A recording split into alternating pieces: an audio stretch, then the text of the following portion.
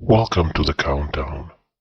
While you wait for the show to begin, try to relax, grab a drink, sit down, and just enjoy the music.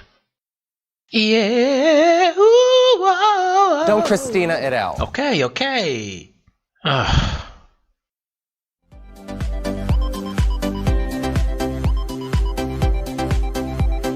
If you dream of exploiting everything and believe nature's not worth anything, if you sign the lease, all your wildest dreams, they will come true. They will come true.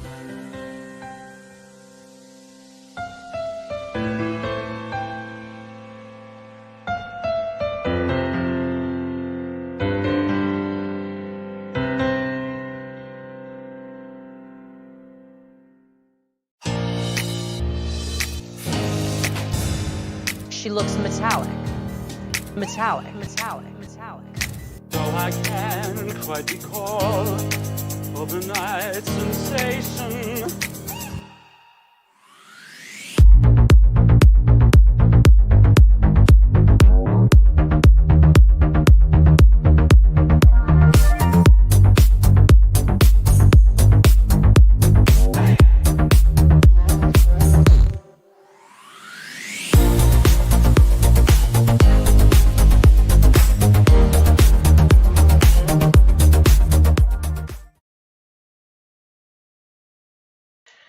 Welcome everybody to the Chop, our weekly live stream where we go over the edit for RuPaul's Drag Race. This week we have season 13, episode 10, a makeover challenge.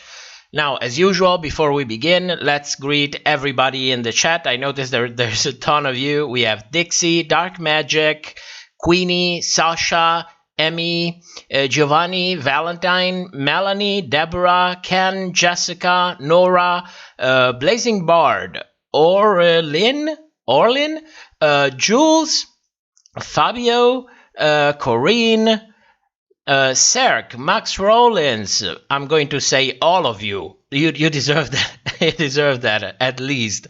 Who else? We have No Matter, Sen, Beatrice, Bolivia, Syria, Mrs. G, Insulin Dependent, Deborah. Did I miss everybody else? Lena Clark, did I say it? CDP, and everybody else that came in the chat right now. Thank you so much for joining in our weekly stream for this tiny little show with a duplicate name. Now, before we begin, I want to thank everybody for the comments that you left on the video that I put up this week. It was kind of a hard week. It was a hard week last week, and we still have a couple of hard weeks ahead of this. So basically, what happened is that we got this little mice last week, and during the weekend, we realized that they were fighting a little bit with each other. Then on Monday, we realized that Vicky was not feeling very well. And on Tuesday morning, she really looked roughed up, like as if they had a fight or something. So I put on a separator, kept an eye on her as best as we could. And then I stayed awake for the night for her as long as I could. But you know, knowing that in the morning she's either going to recover or will need to go for that trip to the vet. So, you know, it's, you know what's hard is that we didn't even have time to find out the personality of this tiny little thing. And you know, yeah, you feel bad about it, but I think what you really feel bad about it is more the expectation that you have, because we didn't really have time to really get to know who this little thing was. So it's like you start thinking about things like, did I not do enough, or should I have disinfected everything properly? What happened? Did we give her something? Did she have something to begin with? You know, it's you feel like you're kind of useless when you are in this kind of situation. So, but what we really found out, and I then we'll go to the rest of the stream. But what we really found out was that one of the mice, it's kind of sensitive to when other mice don't feel very well. They have this kind of instinct that if someone is not feeling very well, they need to push them away. So it's like a protective thing for the pack. So we kept a closer eyes on all of them during this week, and we found out that she was trying to push away another mouse. And then, I intervened, I took her out of the cage, I checked her and realized that she's growing, she has a growth somewhere. So we separated them because clearly one is trying to protect the pack by pushing away the ones who are not feeling very well. And so little Velvet will probably get surgery. I don't know how this is going to go, but, for having animals for less than a week, well, fingers crossed.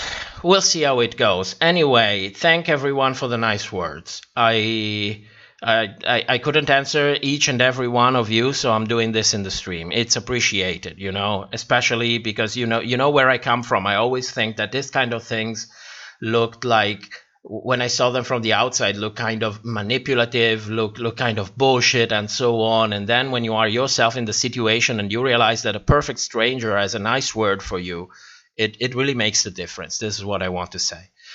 Now, let's move on to everything else, because this week has been a busy week. YouTube just sent a notification to all of us creators outside of the US saying that if we don't provide a declaration of taxes, it's a special module, it's called WBEN 8. If we don't provide this document, we are going to pay double taxes. They will consider as if we are residents of the US. So meanwhile, while all of this was happening, we also had to find out that we need to actually contact and pay again a tax person to make this damn module, because if you don't compile it correctly, they have a case against you for basically international taxes evasion. So you need to pay someone, an expert, to do that for you. And if you do it, instead of taxing you 27 or 26% from the US, they will only tax you that 26% from the viewers that we get from the US, which is about 50%. So by the end of the day, no matter what happens, a best case scenario, we are going to pay like 65% taxes on what we make here on the channel. And of what is left, we need to pay for consultations every time we fight a copyright claim. Then we have to pay for a tax person for this module. Then we have to pay for making the taxes. Long story short, I hope that by the end of next month, when we have everything settled out, I'm really curious to see how much YouTube is allowing us to make on the very little that we make on this channel. And I can tell you how much we make. Before taxes, before everything, we make about $300 a month. Now, take away about 600% of that, and you're left with 120, 130 euros. And with that, every month, you have to pay all the expenses that you have. So it's crazy. It's like they want to make our life miserable as creators. It's not as if there is not enough work to do for the channel, getting the episodes, prepare everything.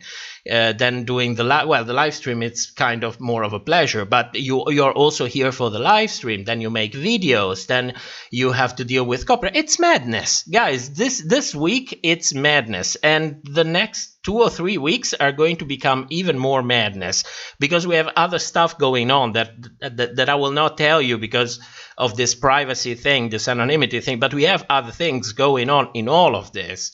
So it's really a madness. On top of that, I keep receiving messages from people saying that our notifications are not getting out. They do not receive notifications when we come on stream, when new videos comes out. So I don't know. I wrote YouTube back in the day and they said, well, it's because your subscribers don't have all the notification, the bell with saying that they want all the notifications. And then still people would not get the notifications. So I did a little bit of research and find out that if you use the application of YouTube, then you have to go in the settings there to receive notification, even if the application is not right.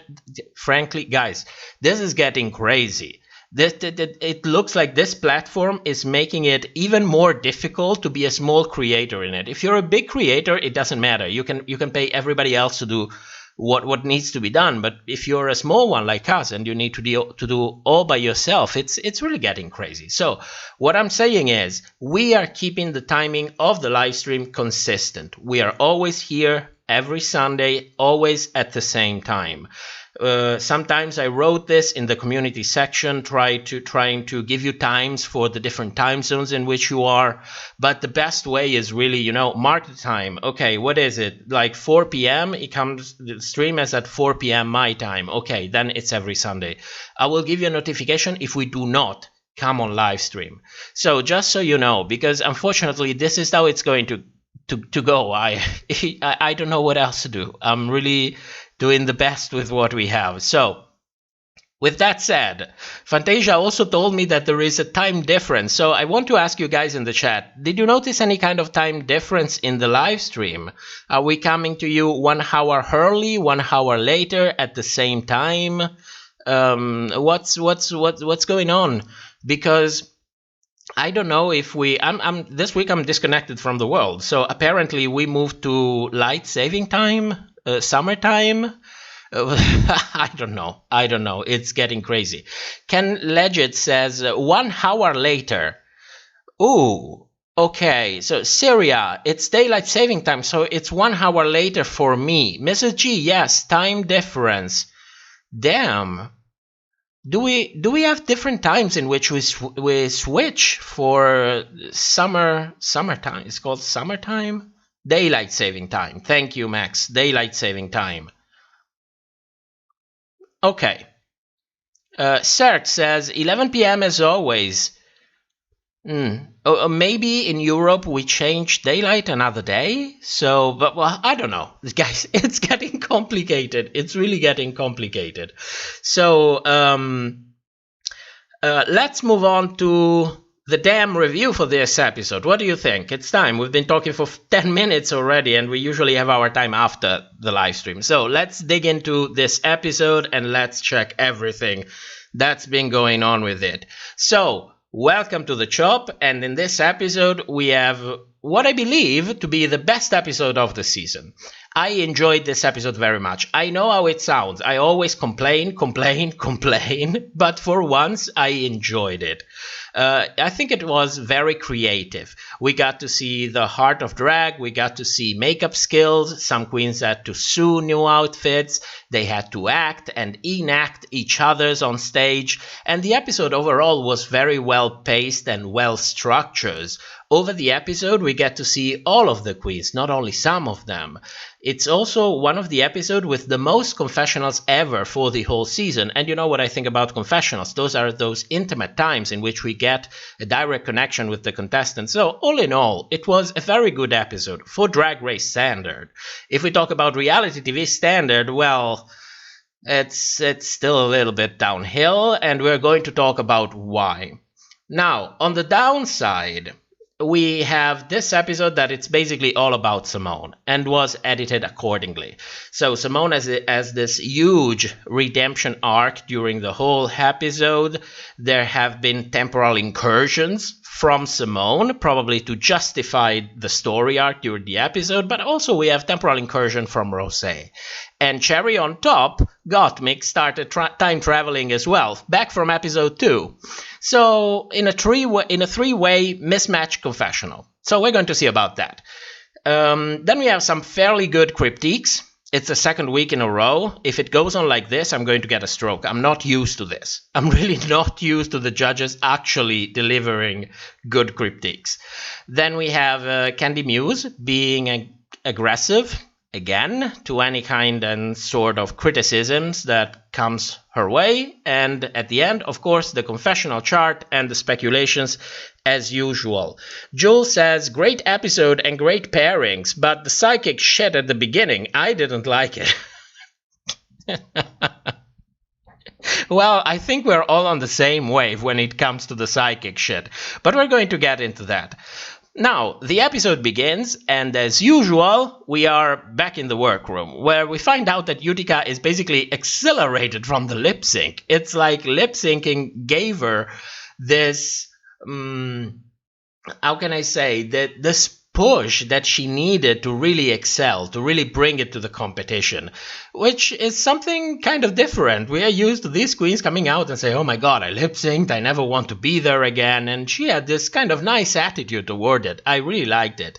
Of course, it doesn't last long, because immediately after that we have a temporal incursion from Simone, and you recognize that we have long hair Simone on the right, which comes from a distant future. It's been coming from a distant future for the whole season, and then we have Simone from the episode on the left. I think it's pretty clear that there is a difference there. Also, Simone from the future looks a little bit more tired, so I have no idea where she's coming from, but she's definitely been having a hard time. So she is going through this temporal incursion to tell us what her drag is about. And her drag is about awareness, bringing awareness for black people. So basically her drag is activism. And this is important for the episode, because as we're going to see later on, she will have to put someone else in drag. Someone else that was already concerned about falling into the risk of looking like she was culturally appropriating. So, as you see, every piece of the puzzle falls rightfully into place. Does it mean that I don't like it? In a way, it's a little bit too much manipulation, but on the other way, it's also good storytelling, because they are telling a story, a coherent story throughout the whole episode, which is something good. If you are producing and editing for reality television, this is a good thing. The problem is, it's a little bit too much heavy-handed. You know, when you need to teleport queens from different episodes, maybe different timelines, like 3 months later, then it starts to become a little bit heavy-handed, if you know what I mean. Now, this week, we don't have a mini advertisement. We are used to shilling for shoes company, wig companies, whoever is willing to pay. We had Stuart Beaver coming to us with his ugly ass purses. So we have no real shilling this week, except for a medium. Now, do I have a problem with mediums? Yes, I have. Yes, I have. Because it's one of those things in life in which you start thinking, well, the possibility of people like these in society backfiring is too high to accept the positive things that comes with them. You know, if there are people who simply come to these kind of mediums for emotional support, that is one thing. Then you have other people paying them to find missing people, to find what's going to happen in the future, and other bullshit like this. I mean, if as she talks about herself as, how did she define herself? She said, I am an intuitive medium. If you are so intuitive, get a fucking degree in psychology and put that to work. Because I do not condone sending this kind. I do not condone giving a platform to mediums, if you know what I mean. Because it sounds like bullshit. It is bullshit from a scientific perspective, and it brings more problems than it actually solves. Because there are real predators out there. So I think it was really distasteful. I didn't like it. And I was totally on Denali's boat, because I was Denali. I felt like Denali in this segment of the mini non-advertisement, because she's like, what is this bullshit? Now you're talking to a cow?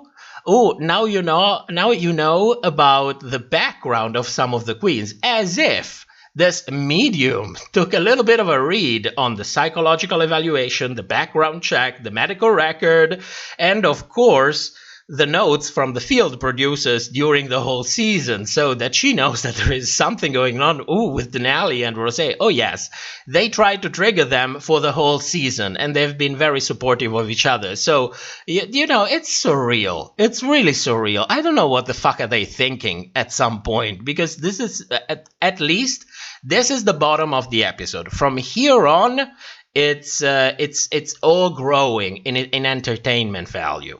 Gothboy UK said, we had a spiritualist medium in our family and it's a con. It's actually based on psychological theories that they use to get info without directly asking.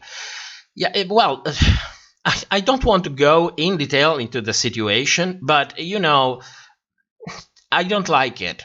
I don't like it. I really don't like it. I think it's bullshit. I think the risk of it being exploitative is too high for just using it as entertainment value. Like, oh, what are we doing tonight? Oh, let's do 2 shots and go talk to a medium and she will read our cards and blah, blah, blah, and we will all have fun. And that is one thing, but there are much darker shit going on with this kind of people. So let's just forget about it. It was a poor choice. The only positive thing that came out of all of this segment was RuPaul. RuPaul was absolutely feeling her hopes. Was she high? I don't know. Maybe she took a little bit of an acid, you know, a little bit of a trippy, and, you know, to set in the mood, start the episode, be happy about it. This is the only good thing that came out of it. While we were actually watching it, my partner stopped the episode exactly at the frame to the right. This was incredible. This was incredible. This is the high of this mini non-advertisement. Now, we found out that the medium, aka the producers, paired up the queens. Now, I think that all of you have some opinions about this kind of pairings, because if they've been paired, of course they've been paired by the producers, but if they have been paired this way, there must be a reason behind it, right? Now, do you remember, since the very beginning of the episode, we speculated that Rosé started the race as a prospective villain, because it would have generated a ton of publicity if a notorious queen like Rosé would turn out to be a bitch on television. So we had this Tina versus Rosé undertone throughout the whole episode. So I have no doubt that they were paired together in an effort that maybe they would fight. The problem is, the two of them are just too smart to fall for it. I mean, this is not season 1 or season 2 or season 3. They know which kind of game has been played. So they've been fun throughout the whole episode, forcing the edit to actually go in that direction. And I'm going to show you how exactly that happened. Now, the other couple that we have is Denali and Olivia. And I think that in this case, Denali was absolutely thrown under the bus, because much of the challenge is embodying the mannerism of the other queen. Now, as you all know, Olivia has been doing drag for less than a year by the time she filmed this. So she doesn't have yet a specific way, a specific mannerism that is typical of her drag. This is not on Olivia. It's just that she's just not doing drag for long enough to actually grow her drag persona. So it's not her fault, because for the fact that she doesn't have a specific mannerism.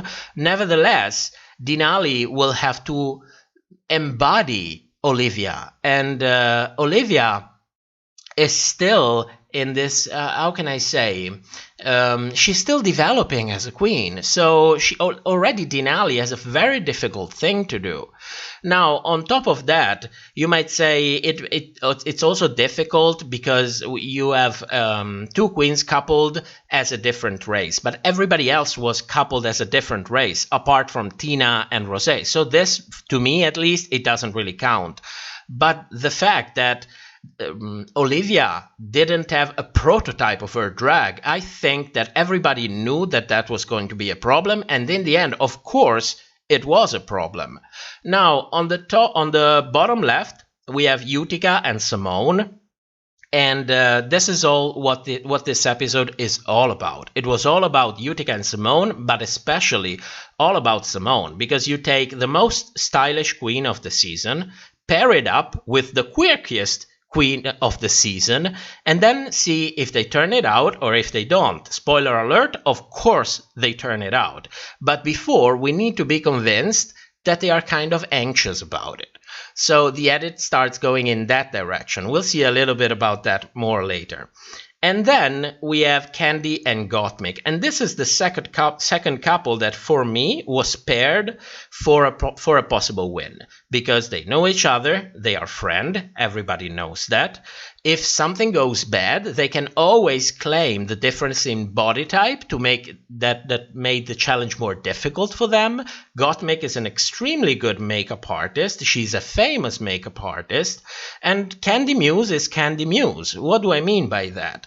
That she is completely buying into her edit. She is basically, at least what I think in the eyes of World of Wonder, the only one carrying on the season. Because if she wasn't there, it would be RuPaul's best friend race. And apparently, best friend race is not what they want. What they want is buzz. What they want is people talking. The more they talk, the more publicity it comes. So, I think, in my opinion, that this is the second couple that was set up for a possible win. So, if they turned it out, they could get a win. If they didn't, they have plausible deniability because of the difference in body type. So, every paired was thoroughly thought out. It didn't happen by chance. Otherwise, we would have had a mini challenge as usual with a winner who would have decided the pairings, like they've always done on Drag Race, like they do in Drag Race UK, maybe. So you see my point. It's World of Wonder. They don't want some of the power; they want all of the power. So, of course, after the coupling, we have our first temporal incursion with Rosé. And you recognize this confessional because I've shown it to you from many, many different episodes. On the left, we have Rosé in what I think is the confessional that was recorded after this episode. And on the right, we have spiky hair Rosé. That, what's the word? That doppelganger of Rosé that's been traveling from a distant future in every episode.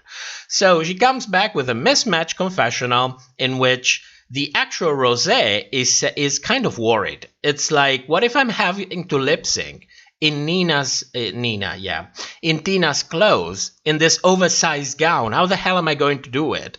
But Rosé on the right, the one coming from the future, already knows that everything is going to turn it out. So she can make fun of the situation. She can be lighthearted about it. So she's here to tell us that swapping styles with Tina is going to be very fun. There's also a typo there. I don't know if you noticed, but there's also a typo there. So this is surreal. This, spiky hair Rosé has appeared consistently in almost every episode. It's like in 80% of the episodes, we have an incursion from spiky hair Rosé. We'll see in the speculations if this actually has a meaning. In all of this, we are also welcome to the actual storyline for the episode, which is Simone and Utica.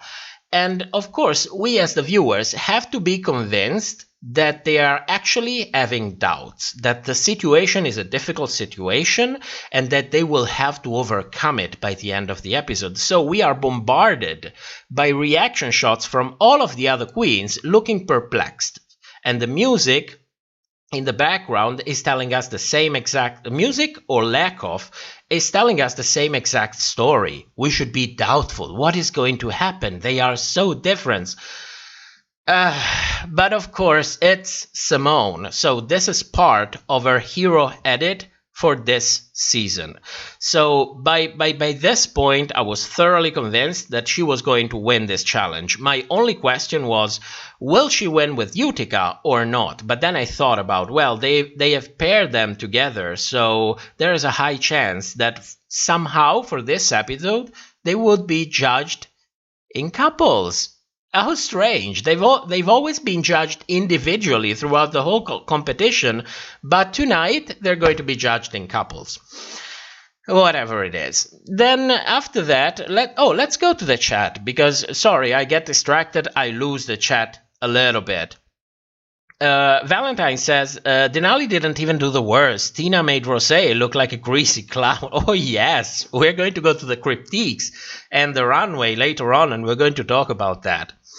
Bobby says, this was team judged, but the acting wasn't. Yes, every acting challenge that we have had this season, they were judged individually. AB says, the producers didn't like Denali and Rosé.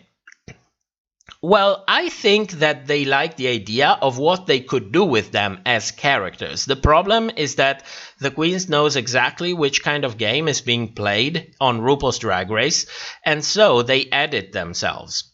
They have no other ways of defending themselves. Gothboy UK says, I called it last week that they use Candy in a couple to prevent her going home. I'm a psychic. You are. You are. Now, moving on after this, we have a little moment for having a talk with RuPaul. Every couple is going to the table where RuPaul is waiting for them. And I must tell you, this is one of those times in which I actually appreciated what RuPaul had to say. She was not too shady. She was not putting anybody's down. I don't know if any of you noticed the smirk that she had on her face when Denali said, well, I'm on a rise. I was saved twice, then I was high twice, so this time it's definitely going to be a win. And RuPaul is looking at her like, yeah, sure. It's not like it's your turn to go home, but yeah, sure. Go back, look at it. It's incredible. Apart from that, what else do we have? There we go. We have... oh my god, I'm lost. Sorry, guys. I'm lost a little moment. Here we are. We have Gottmik, who got a personal question. RuPaul actually asked her if she was a single child, if she had siblings. She kind of gave Gottmik the possibility of opening up into a humanizing moment, even though they are supposed to have a talk about the challenge. And I want you to notice that, because this is for narration purposes as well. It didn't happen by chance. Then everybody else was basically helped. Simone asked a question about appropriation, because you know that Utica was really worried about what people would think. With good reason, she was worried. I told you the last stream already. She has good reason. You know how the fan base is. So Simone asked directly the high-ranking producers, RuPaul. And after that, we have this moment with Utica, in which RuPaul goes like, well, Utica, you were in the bottom. So what are you going to do? And then Utica interrupts and goes like, well, what did you think? It was really nice. It was really nice. Jules says Tina gets angry at Denali when she points out her makeup, but Candy says Tina's makeup is crap and Tina laughs. I think I missed that part. What else do we have after this? You know, this whole episode, it was, oh my god. The narration was really so intrusive. And we see that again when we go to the actual runway practice. Because let's not forget, this episode is not just about painting the other queen like you, is also having the other queen acting your mannerism on stage, acting your walk, the way you move, you relate to your body, the way you smile, the way you look. You have to embody the other queen. So not only you have to paint someone else, not only you have to find a way to adjust your wardrobe on someone else's body, you also have to enact their mannerism. So it's really, in a way, it's a really promising challenge because it's very, very creative. But in this specific segment, what we have is another temporal incursion from Rosé. Rosé is coming from the future again because today, not today, was it? Oh God, I'm missing the words. Rosé from the challenge is worried. You know, she's coming to tell us that this is a difficult challenge because not only they have to be each other's, they have to act each other's. This is not Halloween, this is Broadway. So Rosé from the challenge is actually worried. But Rosé from the future is so confident that she can make fun of the whole situation. So she comes in joking about how being Tina basically means not being graceful. So you see this dualism that has been going on. So on one way, we have a voice from the actual episode, a voice from the actual day, after the challenge was announced, after they practiced. And the other voice comes from a distant future, much more confident. Confident enough to make fun of it. So you see how easy it is to manipulate a storyline, because I think that what really happened is that both of them, Tina and Rosé, were kind of panicking. And with good reason they were panicking. But of course we don't know that, because we have future Rosé telling us that it's all a joke, it's all in good fun, they are having fun, they're going to turn it out. You know, it feels really manipulative, especially if you start noticing all of this.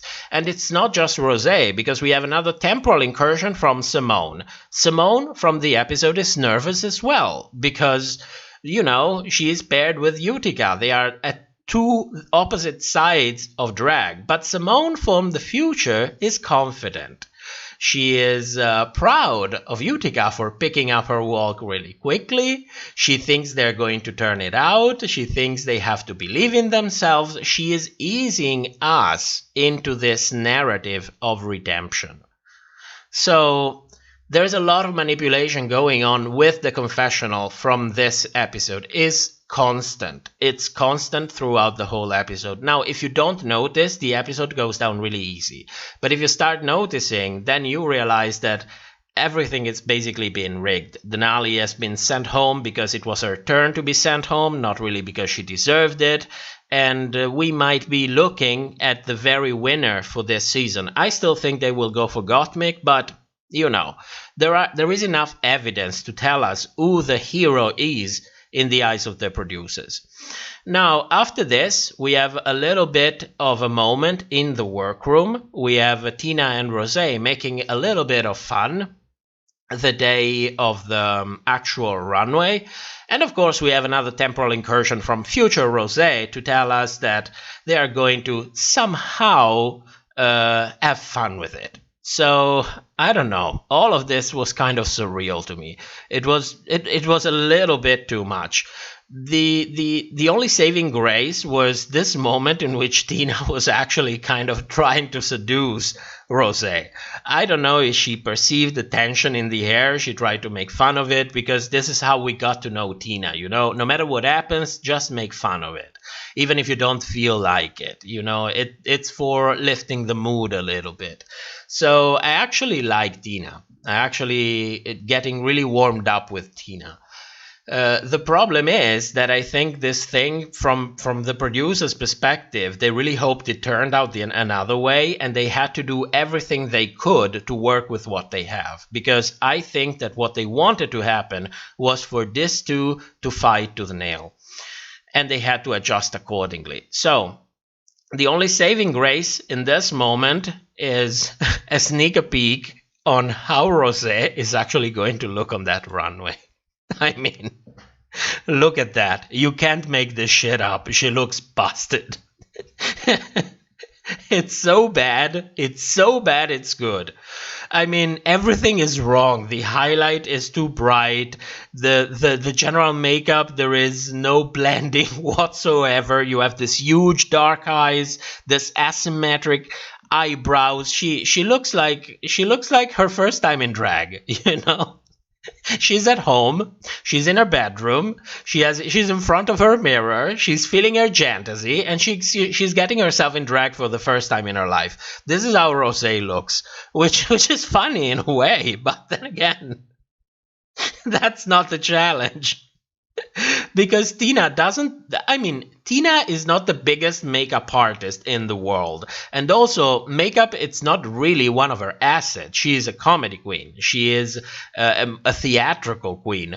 But she doesn't look that busted when she's on the main stage. The problem is, when it's time to do someone else's makeup, she royally fucked it up. I mean, you cannot make this shit up. Look at Rosé. She's like feeling, I want to die. I'm going to lip sync tonight. They're going to send me home tonight. That was the only saving grace in this segment, because immediately after this, we are bombarded again with Simone coming again from the future to tell us that maybe if they believe in themselves, they're going to turn it out. You never know. Well, of course, future Simone knows exactly that they're going to turn it out. But, it's curious that they need to drag her from the future to have her carry the storyline for her and Utica during this episode. Mostly for her. Utica, I have the feeling that Utica was just dragged along for some reason, even though she did a fantastic job. But we're going to go to the critique in a moment. Now, another thing that happens in this episode, and if you've been following the show, you probably saw this coming, because I've been telling you for the past 3 or 4 live streams, keep an eye on the humanizing moments that we get in the workroom before the runway, because those will predict who is going to go home. At this point, nobody goes home without one of these moments. Little did you know who has a humanizing moment this episode? Olivia and Denali. Denali didn't have one. In our prediction, we didn't have Denali yet. We had Tina, and who else did we have? I forgot who else we had. We have Tina and somebody else, but Denali got her humanizing moment this episode, which means she was ready to go home. Keep an eye on this, because as we move forward, because there are still 3 queens to get eliminated, as we move forward, if you start seeing humanizing moment, especially from Utica, who still didn't have one, then you know what it means. But we have this moment again with... we have this first moment with Denali and with Olivia. And this is the second humanizing moment for Olivia. So she's getting a second one. And you know how it goes in this season. Either you get one and go home, or you get more and last longer, because they are building your personality. Now, apart from Olivia and Denali, who else got a humanizing moment in this episode? Did you guys notice? Let me take a drink meanwhile, while you go crazy in the chat.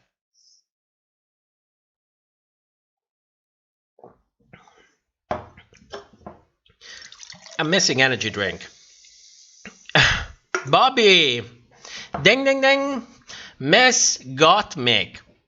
Miss Gottmik comes to us from 3 different episodes to tell us the struggles of being a drag queen as a transgender man, which is perfectly legit. I mean, I'm really happy that she shares her story. I'm really happy that she's there for representation, and also she is a very talented makeup artist.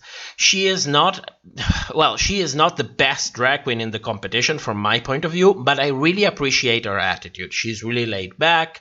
She is having fun. She doesn't care. She doesn't feel like she's being really producing herself that much, It's like she has her own career already, and she said, you know what, let's go on Drag Race. Let's have some fun. Maybe I will get even more famous. I will get more job, but I'm not doing bad by myself already, so let's just have a nice time.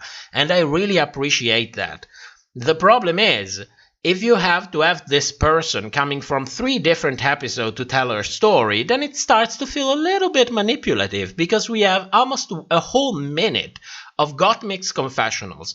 The first confessional that you see, the one in the top right, is coming from episode 2. Do you remember episode 2, when they had to write the lyrics for one of RuPaul's songs, and they played the song while she was rehearsing, and she had to come out abruptly to the other queens? That's where it's coming from. So they pulled these confessionals from all these different episodes for Gottmik to tell her story. And by this point, we've been speculating for 10 episodes already. This is just another confirmation that if you are on the top, you have this kind of treatment from the show.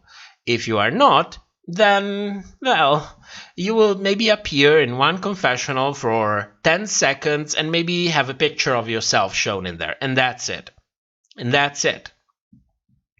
So immediately, and after this, if it wasn't enough, we also have confessionals from Candy coming up in support of Gottmik, because, they have this kind of ambivalent edit for Candy all of the time, because it goes on 2 levels. On a narrative level, they have to paint a redempted villain. So she needs to have moments in which she shows that she actually has empathy. She is a human. She is in support of this person who has been struggling in the past. So this is the first level, the narrative level. But then you also have the level of the perception that people will get once they see this on screen. And people love to shit on Candy no matter what happens, but especially when she's portrayed in a human way, because she is the villain and everybody knows that. The production knows that no matter what they show, if anything, it will make people even more crazy about Candy. And let's be real for a moment. We can all see that Candy is basically holding the whole season on her shoulder. She's the only one stirring the pot. She is the only one bringing an element of conflict to the competition. And if reality TV for you equals personal conflict, which is, it seems like for everyone it's like this, then Candy is just perfect. And bringing these moments not only creates plausible deniability, because in a way they are really redempting her, but on the other way they are also inciting this kind of bad reaction to Candy, because it makes her look like she is manipulative. The same thing that is happening with Miss Olivia. Don't forget, we can talk about as much as we want of what actually happened, especially during the last episode when it comes to Olivia. But the point still is, she is not portraying herself. You have a team of producers who are picking and choosing what they are going to show us. And that creates a narrative in and of itself. Because if you show me someone being nice for 5 episodes and then they turned out they're secretly shady, well, people are going to react like really heavy. They really are going to have a huge reaction to that. So keep all of this in mind. Now, it's time to move on to the runway and the critiques. Now, you know what happens? You know why I call them critiques? Because usually it's a bunch of bullshit that it's there to push narratives, and the queens should actually say yes, yes, yes, and then not take this critique and bring them in their life outside of Drag Race. That would be a catastrophe. They just have to apply it a little bit during Drag Race and that's it. Because those critiques, they are not feedback that they can use to improve themselves. At least 95% of the time they are not. They are mostly there to push narratives. So someone will never be told to change the body shape. Someone else will be told to change the drag because it's always the same thing. You know, it's a narrative thing.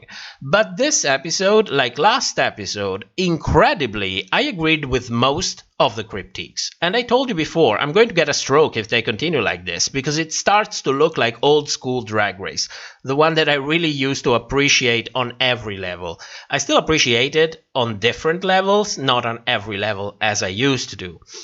Gothboy UK says at least the US version gets human judges and not mannequins.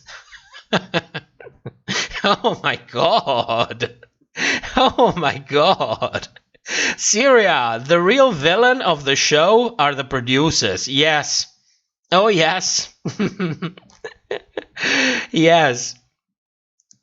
They are. They manipulate everything. Not only they have the power of editing, they have the power of casting. They know everything about the queens. They have the psychological evaluation. For everyone thinking, well, but Candy didn't really deserve to get so far in the competition. I will tell you, she was cast to last this long in this competition. She was cast to be a villain. She was cast to be outspoken.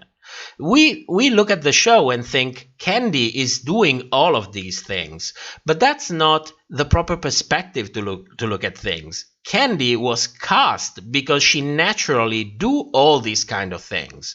An environment was created around her to make her flourish in what she does best, which is not taking critiques very well, stirring the pot a little bit, bringing that element of conflict to the competition. She is doing exactly what she was cast to do. This is something that people need to understand. Of course, then you have the queen's dresses. They came from, they took these dresses from home, they carried them to Drag Race, they are adapting them, and this is all true. But the pictures that we see, the original pictures of the queens, I have a sneaking suspicion that all of these pictures were taken during the episode, because conveniently they are dressed exactly the same way. Exactly the same way, when we all know that a lot of the queens had to do a lot of sewing behind the scenes. We didn't see that, but they did it. Utica's outfits, the one that she put on Simone, looked different when she was trying it in the workroom, but we didn't see any about it.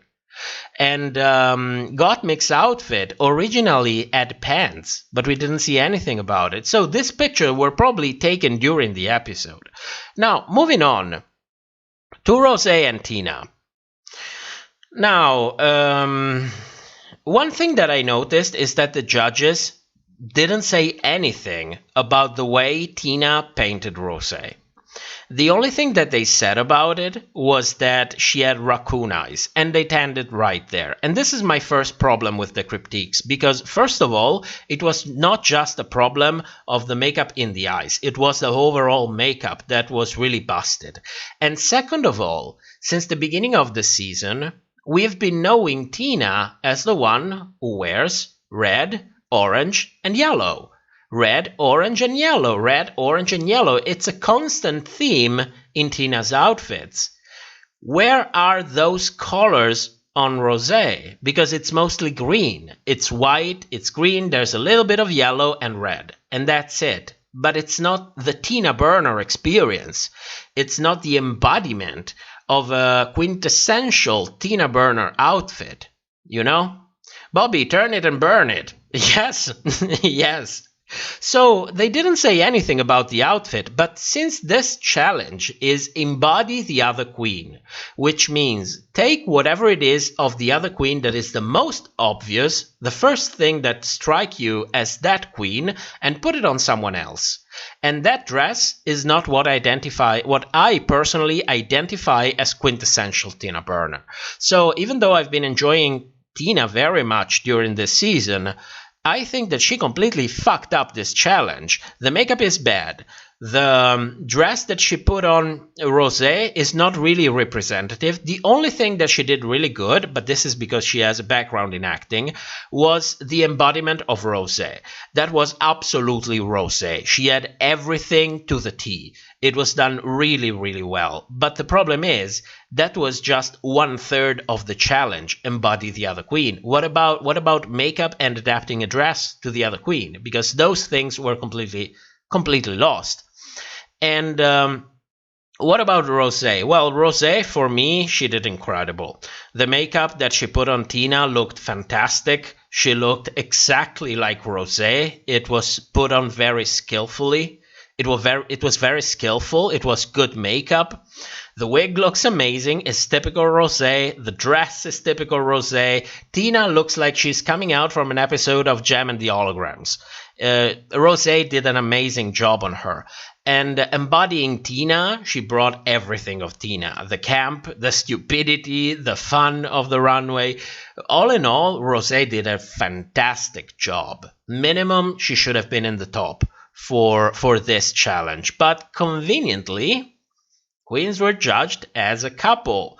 Because what is the point in all of this? The point in all of this is that at the end of the day, Denali has to go home. So you have to judge them as a couple. You have to have Olivia dragging down Denali. The point is that you also have Tina dragging down Rosé. So this is what I think about this too. Did I miss anything? Did you guys think there's something else that should be told about this too? Because I think I've been pretty thorough with what is going on. I mean, the judges tried to do their best to kind of justify that they would be safe. But, you know, Tina has been really dragging down Rosé. Based on this, they should have... I'm not saying they should have been in the bottom, but if they're judged as couple, safe, I don't know. It's debatable. Say at least low. At least low. That's it.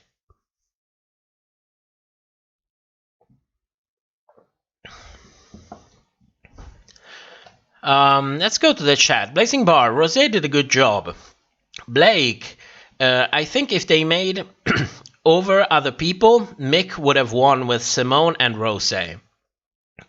Armando, I actually think Rosé should have been just safe. She did fine, but not spectacular. You think so? I think what she put, Tina looked incredible. I think she did really incredible. Maybe I'm just easily impressionable. You know, I don't have a sense of fashion. I have zero makeup abilities. I mean, so every time I see a face beat like that, I'm always amazed. Always amazed.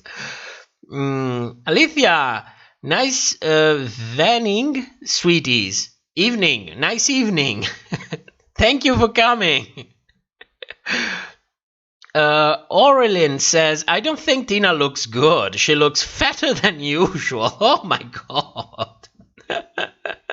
Well, I think she also padded in order to have a more to have more proportions. So she padded a little bit more. I think she talked about padding in the shoulder as well.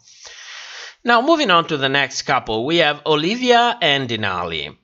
And with this, I kind of agreed with the critiques. I mean, Olivia, I think that she didn't do a good job on Denali. The dress, the wig, they were not quintessential Olivia, because the judges were absolutely right. Since the beginning of the season, we got to know Olivia as big hair, big smile, nice dress, and maybe even a reveal.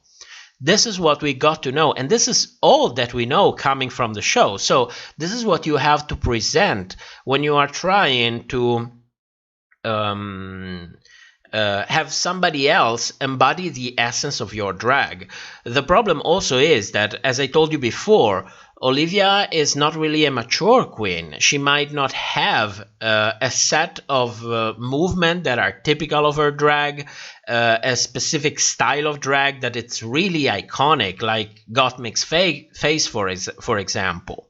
So everything that we know is big hair, a reveal, and a big smile.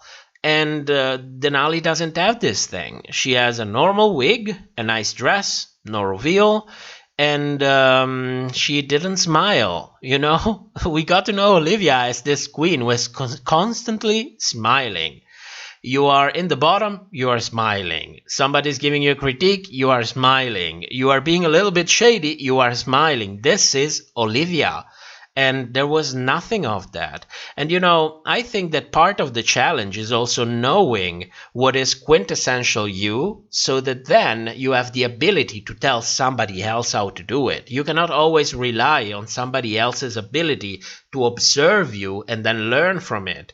You actually have to, you know, give first-hand information. And I don't think Olivia really was able to do this, to really train Denali. On top of that, I didn't like Denali's makeup. It didn't look bad. It wasn't like like Rosé's face. It wasn't that bad, but it wasn't good. I don't think it was pleasing. It made Denali look like a 50-year-old woman who has been painted to look younger. She looked 40. You know, she looked like a woman who is 50 and it's trying to look 40. And Denali is like 25. So, TikTok meltdown. Denali didn't give me Olivia vibes, but give me rich Grammy winner vibes. Yes, absolutely. We got nothing. That's not Olivia. What Denali was giving was not Olivia. And it didn't help that she didn't have the right dress to begin with. She didn't have the right makeup. She didn't have the right wig. And then she didn't really act as Olivia. Well, at least this is not what we were shown. So, you see, it's really a bad look on Olivia. On top of that, while Olivia was on that runway, I don't know if you guys noticed, but she was constantly looking down. And I was like, Olivia, keep your head up. Denali is confident. Denali is feeling the runway. She is not beaten on the runway, looking down. And this skating thing was a bad look. It really was a bad week for Olivia, all in all. Denali, I think, did a good job on her. But you also have to remember that this week, Denali went on Instagram Live again. And she shared a little bit too much information, like, for example, that they didn't let her use on Olivia the dress that she actually carried to Drag Race for the makeover challenge. So she had to rely on this dress that was a backup dress, and she had to kind of go with the flow, kind of adjust it to make it look good on Olivia. So you see that she was really thrown under the bus throughout the whole episode. But, listen to me. It doesn't matter. It doesn't matter. She did amazing. We all noticed she's going to have an amazing career. They never managed to trigger her at all. She was classy, she was nice, she was sweet, she was talented, and she got to show that. So she won. Don't be sad that she went home. She already won. She won the game. That's the important thing. So let's move on to the next couple. We have Simone and Utica.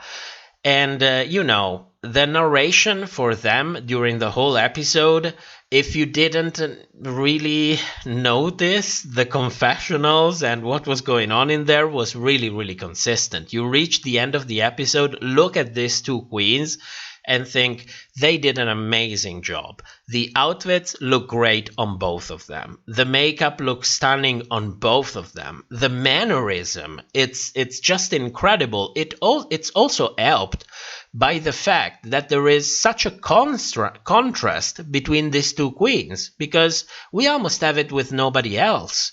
Because Simone is this sexy queen who is owning the runway with her walk every single time. Utica is this quirky queen who's making a fool of herself and having fun on the runway. So there is a huge difference between the two of them. And of course, we're going to notice it more because the difference is so big. But they also did a great job. All in all, I absolutely agree with what the judges said. The only problem that I have with all of this is that I don't think that they gave this win to Utica because they really wanted to give the win to Utica as well. I think that they had to push Denali on the bottom for some reason, so they needed to use Olivia to drag down Denali.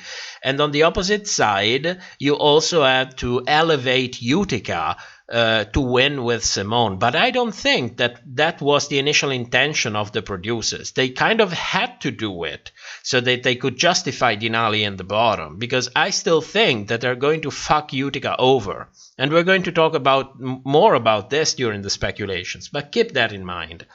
And lastly, we have Gottmik and Candy. Now, well, how do I start with this? This is the problem. How do I start with this without sounding like an asshole? Because I'm trying my best to be fair, but whenever you talk about Candy Muse, you're kind of tiptoeing around things. But I think she didn't do a good job on Gottmik at all. That outfit didn't read Candy Muse. That outfit read Tina Burner. Because you have to think, yes, of course, Tina doesn't own the copyright on flames, yellow, red, and orange, of course, but we are in the micro-universe of Drag Race, and this is what we got to know Tina Burner for. Those kind of colors, those kind of outfits. If you take that kind of outfit, that of course you add it, of course you wear it, but you put it on somebody else, it's going to read like Tina Burner. It's not going to read like Candy. You know what reads like Candy? Delusion on the runway. And I'm not saying this in an hateful way. I'm saying it in a fun way, because part of the fun of Candy in Drag Race is her living her fantasy, feeling like she is this incredible queen with great makeup skills, with great sewing skills, with great acting skills. And it's fun in a way, in a light-hearted way. But this is what I think about Candy when I look at her runway. I think delusion, convince yourself. I don't think about confidence. That's about it. And I don't think that it looks like she told Gottmik to embody what she wished she is. This is the feeling that I got from it. It's like she went to Gottmik and say, be like this because I wish to be like this. I wish to be thick-skinned. I wish to be confident, when in reality it looks like the opposite way. It looks like she still has a ton of issues to resolve. She looks like she's really insecure. She always responds to criticism with aggressiveness. You know, they all tell a simple story, which is a human story, of course, but it's also a simple and transparent story. So she didn't instruct Gottmik at all. Gottmik looked nothing like Candy. Because I also want you to think about something else. What if we didn't know the pairings? What if we knew nothing about? You just saw the picture of the queen on the runway. Just a simple picture. Then look at Gottmik. Who is she? Because I bet that 95% of you will say she is Tina Burner. The other 5% will forgot to answer because you wanted to go smoke a cigarette. But this is what I think happened. Gottmik, on the other hand, did an incredible job on Candy, because you look at Candy and that is Gottmik. It's also helped by the fact that Gottmik has such a signature face. But of course, we were reminded of that during the humanizing moment in the workroom. You remember, we talked about it before. So, you see, it's really... Gothboy UK says, Gottmik was a bad Madonna impersonator. Well, I don't think that acting is really one of Gottmik's strengths. She is a makeup artist. So, the makeup that she did on Candy was incredible. And because it really looks signature Gottmik. And the dress, of course, she had to somehow make it work for a bigger body type. So while on one hand, maybe it's easier from Candy's perspective because you already have a lot of fabric, you just have to make it smaller. In the case of Gottmik, you have to add up. You have to take other fabric from somewhere else because you have to make the outfit bigger because Candy is a bigger girl. So from this point of view, the size difference, I think, worked more in favor of Gottmik than in favor of Candy. I don't know if you guys agree with me on this one, but I think she kind of had a little bit more of the harder job, working with a bigger body type than with a smaller one. But of course, this is a matter of opinion, and opinions are like assholes. Everybody has one. The only thing that changes is some of us are a little bit more vocal about it than other one. The problem is with the critiques is that, of course, they couldn't tell Candy that she didn't really do a good job. So whenever during the critiques you hear things like, it was fun, they sold it, they had attitude, they turned it out. You know, when you hear this kind of sentences, to me, it's like bullshit alarm. Bullshit alarm. It was fun, bullshit alarm. They sold it, bullshit alarm. You turned it out, bullshit alarm. Because these are those generic things that you say when you want to push a narrative. They are no real feedback. They are not going to help anybody getting better. It's just, they could just come out and say, I like it. And you know, but you cannot have 4 people saying 3 times each, I liked it. So they have to kind of resort to this kind of things.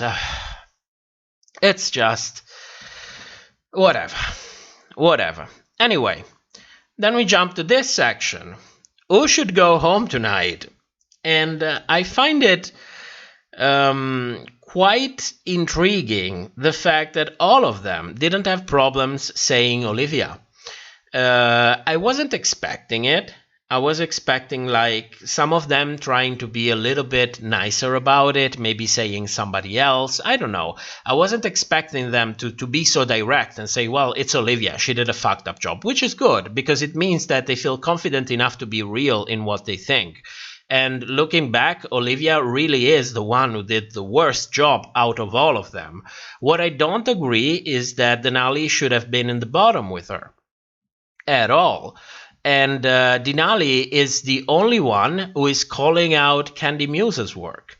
She is the only one. Of course, we saw how Candy Muse reacted to that. Which, you know what would be refreshing? For once, having Candy Muse getting a critique and responding with, tell me more, what do you mean by that? Can you go in detail so that I can understand what you don't like? Can we maybe work it out? I can maybe explain it more, or maybe you see something that I don't and I can use it to... No, you never see this with Candy Muse. From this perspective, it looks like she has a maturity of a teenager. So I hope for her that she will go past this, because it's really started to get tiring. And nobody called out Tina at all. Nobody called out Tina on the job that she made, because she didn't really do a good job. If I have to compare, I would say that she is on the same level, maybe a little bit worse than Candy, because Candy at least put a good mug on Gottmik, because Gottmik looked good. I don't know how she managed to make a better makeup on Gottmik than what she usually serves for herself, but props to her. But Gottmik's makeup looked really good. While the makeup that Tina did on Rosé looked really busted. So by this point, I was at least expecting that somebody would call out Tina. Nobody said Tina at all. So maybe they were asked for only one queen, probably, but I kind of hope that they asked them to at least say two queens, because, they are all in couples, they are judged as couples, it's always two queens. Why don't you say two? Who should be in the bottom two? No, who should go home? But it would have been nice to at least have somebody called out Tina, because objectively she did a bad job. I mean, it's nothing against Tina. I like Tina, but we are still in the fantasy that this is a competition. So along with Olivia, I think Tina did the worst job. They should have been in the bottom two. Of course, as we've been speculating since the beginning of the season, it looks like the elimination order was decided even before they stepped foot in the workroom. So somehow Denali had to go on by the end of the episode. So we go to the lip sync. I liked this lip sync. I think the song was a little bit skewed toward Olivia, because it was not really a kind of song where Denali could bring the big guns, the acrobatics, the energy, that typical Denali energy to a lip sync, that feeling that she's unstoppable. She's still doing a great job with the song, but it's not like I was expecting Denali to go out with a bang, go out doing flips all over the place, backward flips, front flips, splits, and whatever. And I didn't get this. But nevertheless, I think they both did a good job. I still think that Denali won, but, at least Olivia did know the words, not like somebody else. And you know exactly who I'm talking about twice. So by the end of this, Denali goes home. And you know what? It's good. It doesn't matter. And from another perspective, maybe it's even good that she went home. Because who knows? Maybe next episode she would have been finally triggered. Maybe she would have said something nasty. Just because she's tired. Just because she said enough. You never know. What could have happened. So, stepping out of the competition, looking the way Denali looked, it's a huge win. I'm really happy for her. I'm happy that this drag race thing is over for her. She doesn't have to be triggered anymore. She can bring out her artistry. Now everybody knows her. She gained a ton of followers. She can bring out that little bit of a shady side in her lives, in her own social media, without fear that it can be twisted and used against her. I mean, it's incredible. I think that by the end of this season, the real winner of this season of Drag Race is going to be Denali, career-wise.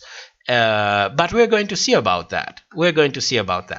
Now, as usual, we are late. I'm always late. I used to be able to go through the review in like 1 hour, and then we always get to almost 1 hour and a half, and I still haven't gone to the confessional chart, the speculations, and who is possibly going home. So what are we going to do? Oh, TikTok meltdown. Did you see Denali's ice skating videos that are today? No, I didn't see it yet. As a matter of fact, I haven't used that much of internet today because it's a weekend, so I need to prepare the live streams. So from Saturday to Sunday, I'm basically not here. I'm all in the episode, making charts, taking screenshots, taking notes, looking at confessionals. So I usually catch up the week after on all of these kind of things. But I'm going to watch it. Now, before we move on to the confessional chart and the speculation, 2 things. Number 1, we're going to have a confessional chart for this episode, and also I put together a seasonal chart so we can get to see all the confessionals merged together since the beginning of the season and get to the big picture. But before we do all of that, let's take a cigarette pause. Let's take a toilet pause if you need to go to the toilet. Let's go to the fridge, get some energy drink, and I will be back in about 5 minutes. So I'll put on some copyright-free music as usual, and I will see you back in a moment. Okay? See you later, guys.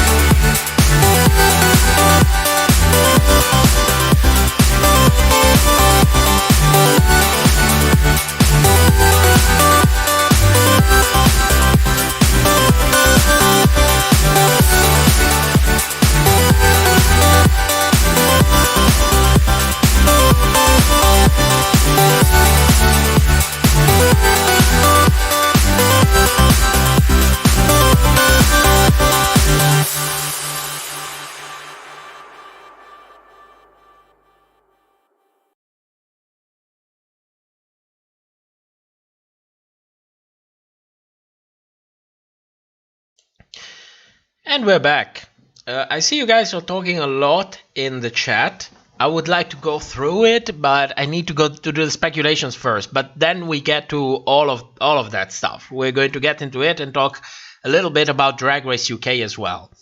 Now, moving on to the confessional chart and speculation. Of course, as usual, if you don't want possible spoilers, this is the moment you should tap out or see you back in like 10 minutes. And as usual. So, no, wrong chart. This is the chart. Okay, so one thing that you may immediately notice is that nobody had negative chart this episode. There was kind of no need for that kind of drama for this episode because the tension that was built up through the time traveling confessionals and so on was considered probably engaging enough, which was a good thing. It was in a way a really easy episode overall. Simone is the narrator for this episode, of course, because this episode is all about her. Tina had a ton of positive confessionals, and of course Denali had a good proportion of confessionals. This is really old school Drag Race. The queen who goes home gets to shine a little bit more, at least with us the viewers, in an intimate way through the confessionals before she goes home. So this is kind of a good thing that happened.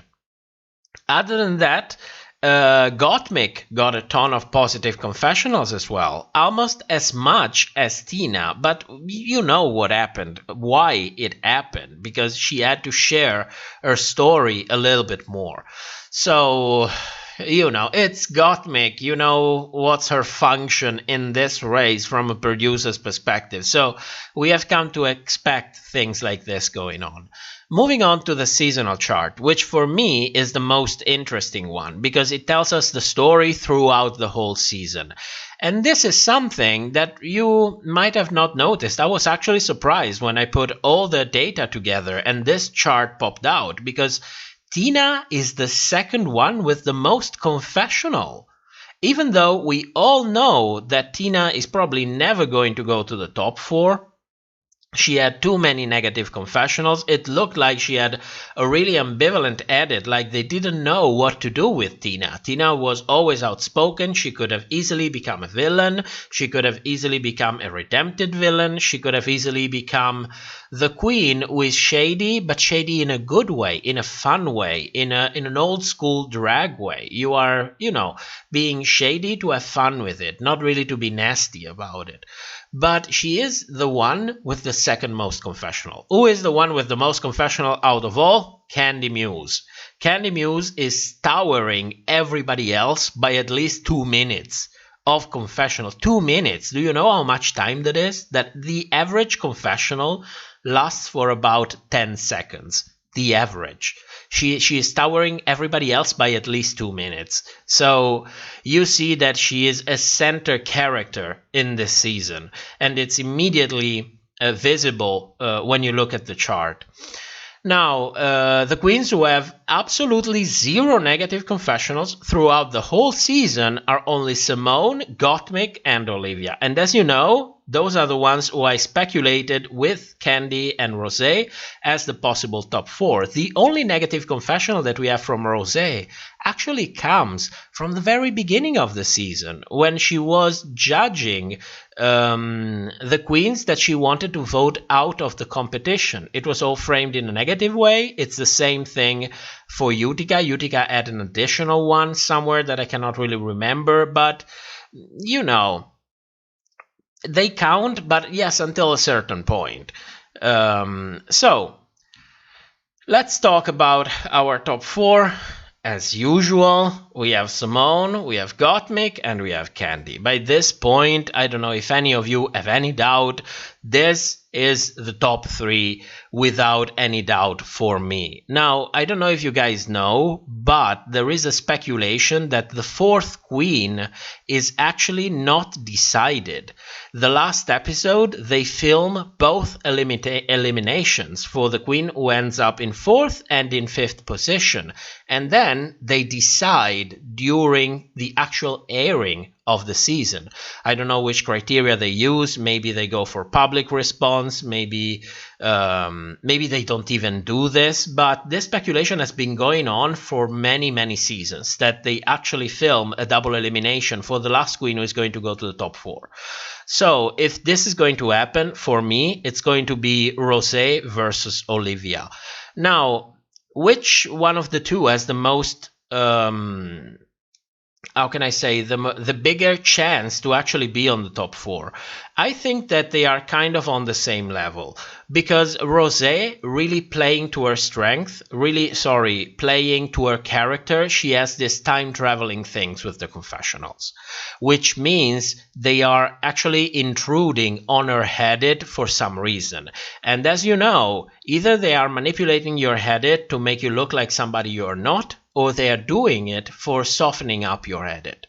So this is really playing into Rosé as being our 4th queen to the top 4. But on the other hand, you also have Olivia, who has 2 wins, 2 consecutive wins, and a storyline, because she started as a sweet queen. She turned out to be a secretly shady queen, so I wouldn't exclude that by the end of the season she will have a chance to actually explain all of the things that have been going on kind of swooped under the carpet. Because I don't know if you noticed, but this episode she addressed the diva thing that everybody that Tina was saying, that we were exposed to throughout the last episodes from the confessionals from Tina. She actually addressed the fact of being called a diva. There's nothing wrong with it. She's feeling her hopes and so on. So I wouldn't exclude that by the end of the season we could see something similar if she's going to end up in the top 4. But one thing is for sure, at least from my perspective, Tina and Utica are not going anywhere.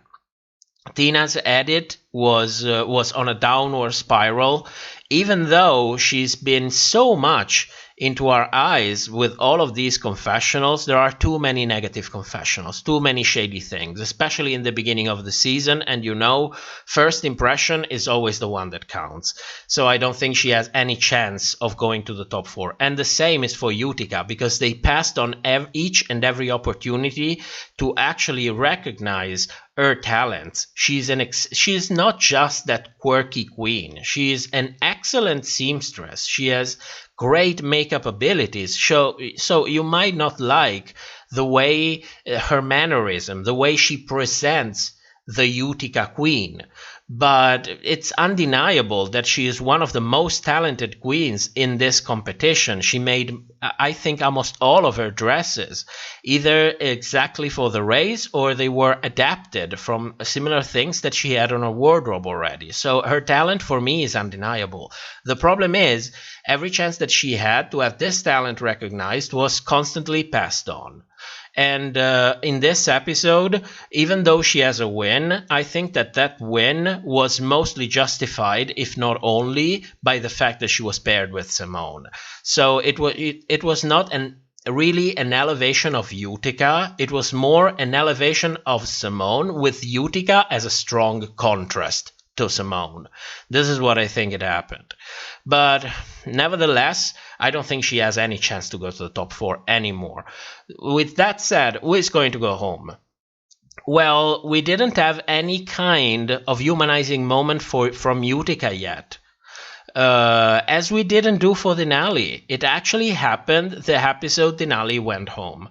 So in the next episode, if you see a humanizing moment from Utica, that means she's going on. Who else had this humanizing moments? Tina had them already. She had two mini humanizing moments. She's basically ready to go home. She's been ready to go home for the past 2 episodes, basically. I don't know why they kept her around. I speculated that she was going to fight with someone. It didn't happen. Maybe they wanted her to fight with Rosé during the Makeover challenge, and now that didn't happen, she's basically ready to go home, which I think is the most likely possibility. I think, if anything, they're going to keep around Utica a little bit more. That is for sure. So my official prediction for next episode is going to be 80% Tina, 20% Utica. I don't think they are done with either with either Rosé or Olivia yet. I think they're going to be our 4th and 5th queen, if anything. And then they're going to decide which one of the two based on the public response. So for this episode, official prediction, 80% Tina, 20% Utica. Keep an eye on what happened in the workroom before the runway. If you start seeing any sort of humanizing moment from Utica, talking about herself, her struggles, her family, whatever it is, then we need to start worrying. Okay? Now that we have done this, let's move on, as usual, to our Kiki time.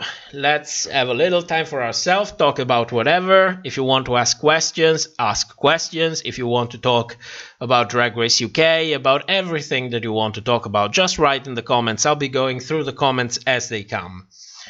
Let's have a little bit of a drink, as usual.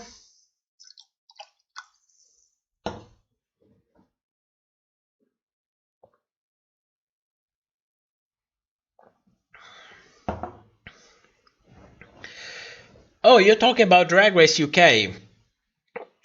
I actually managed to see the last episode, not when we were actually discussing it, when you guys were actually discussing it on the Discord, which, by the way, link in the description. And but I caught up to it yesterday, I think. Was it yesterday? Yes, it was yesterday. I have no words. It just feels so human. So human, so natural. Every twist feels justified. There's always a payback. It's done so skillfully. There is no comparison. They're doing a much better job on Drag Race UK. I think we can all agree on that. Darcy asks, who's your favorite queen from season 13? I think it has to be Utica. Mostly because she managed to change my mind, which is something that doesn't happen really often, but it does happen. And I really appreciate the old school kind of drag, doing your own thing, doing your own thing, sewing your dresses, doing your makeup, not having to rely on a stylist that creates a pack of dresses for somebody else to sew it together, and I really, really appreciate that. I'm also enjoying Denali a lot. She's really talented from many different points of view. She might not be the seamstress that Utica is, but all in all, she comes off as really, really human. She doesn't come off as somebody who is impersonating somebody else. I'm also appreciating Gottmik, but Gottmik, it's mostly a makeup artist. It's more like an appreciation on a personal level, because she looks like she's really easygoing, like she doesn't give a shit. And I really appreciate that. But I think if I have to choose one, it will probably have to be Utica. TikTok Meltdown says, if season 13 was a seasoning, flavor, what would it be? Oh my god. It has to be something bland, like nutmeg probably. It would be nutmeg for me, It's that kind of flavor of spice that you rarely use, and whenever you use it, you have to put a kilo of it to actually, at least I have to put a kilo of it to actually get the flavor out of it, because it feels like this season is so dragged out. It's so insipid in a way, It feels like a dish that's been prepared very skillfully, like that a lot of work went into it, but in the end it tastes like nothing. This is what I think. This is what I think of it. It's tasteless. It's lacking something. It's like the spirit of Drag Race, it's not there anymore. So for me, it's more of a question, what could be done to recover from this situation, because this still is my favorite show in general, and my favorite reality TV show, the only reality TV show that I watch. So I want it to be good. I wish that the producers would be opened a little bit more to criticism and really understand the best way to carry on the legacy of this form of entertainment. So this is why I am so critical of it. It doesn't come from a place of hate. It really comes from a place of, I want you to do best. You know what I mean? Darcy, favorite season of all time. I will always say this. It's always going to be season 2. For me, season 2, there is this thing that the first season that you see automatically becomes the best, because comparing with other people, you can always see that 95% of the people always say the first season that they saw, it's the best season. So that might be it, but I like to think because it was very, very real. All of the queens were really relaxed. The edit was not too intrusive. All the manipulations that we see today were not really there. We didn't have so many time travel during confessionals. We didn't have this, challenges where the producers created the script, then created the characters, then assigned the character, then edited the queens, then edited the show with the shady noises, the silence, the awkward silences, and so on and so forth. It felt really raw, if you know what I mean. Alicia, you're doing it wrong. You have to grat. What's grat? I don't know that. TikTok Meltdown. Which season would be an energy drink? Oh, it's going to be season 6. Season 6, it's really packed with talented queens, with incredible queens. It's not like all the other seasons don't have incredible queens, but season 6 not only it had so many, they were also on Drag Race when they were ready for Drag Race, if you know what I mean. Because sometimes I watch different seasons of Drag Race and I think, this queen should have waited like a couple more years before coming on Drag Race to mature a little bit more, to get, like, for example, Gigi Goode. She did incredible. There is no questioning about that. Of course, the edit was the edit and everything else. But when you look at Gigi, for example, outside of the race, she looks like she's becoming a different person.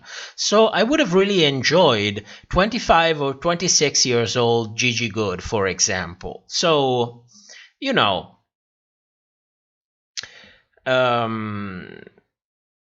there's that. Sorry, I lost my point.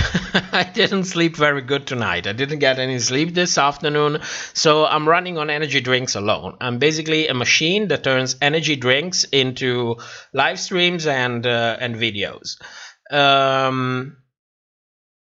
Syria, who is your favorite Drag Race contestant of all time? Well, that's, there is so many. There are so many different queens that really caught my attention, all for different reasons. It's really difficult to choose one. It's really, really difficult. That depends on what you really mean when you see favorite.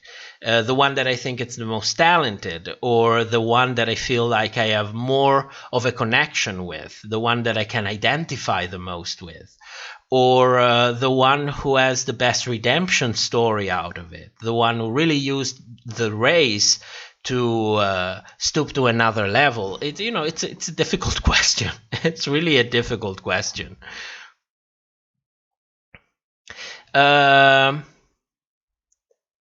Gothboy UK says, I think Alethea is meant great the nutmeg. Oh, okay.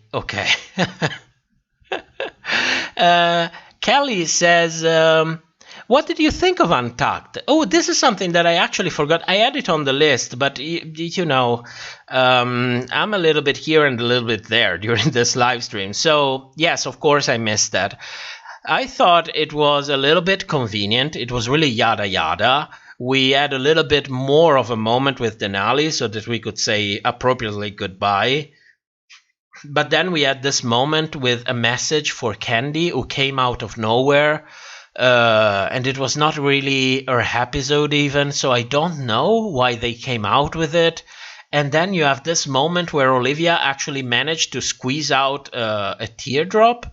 So, you know, I didn't enjoy this. It was boring for me. It added nothing. At this point, I'm asking myself, wouldn't it be better to just have a 10 minutes Untucked and have it inside the main episode, like so that we can watch the whole thing in chronological order instead of having to wait and watch it afterwards? And then I answer to myself, well, there wouldn't be space for more commercials if it was like this, so it's never going to happen. Alethea says, artificial vanilla flavor, that's bland and fake. Great nutmeg fresh. Its oils evaporate super fast, so power is bad, you need a spice grater. Oh yes, I never get the fresh one. The fresh one is like the expensive spices, you know, when you get the fresh ones and you grate them. I actually bought it already in a dust, you know what I mean? And the cheap one. Darcy, do you think the show gets more edited every season? Yes, it gets more edited and it gets more fake in a way. Because what I've seen happened to an always bigger degree is that the producers get more power and more power and more power. They basically decide everything. Not only they have the power of editing, which already skews everything in their favor, like 80% of it. You still have to work with what you have, but if you can edit someone, you already have a ton of power. Imagine if I would record you for a whole month and then you get triggered by someone and I take all of your reaction and use them in the context of somebody, for example, explaining the difficulties of having to go through life being judged about your race. You know, and I edit you for what you're saying when you are triggered from somebody else. So already the editing power is a huge game changer, but now it's massive. But you know what it is? You know why I think something like this happens? Because it is a business.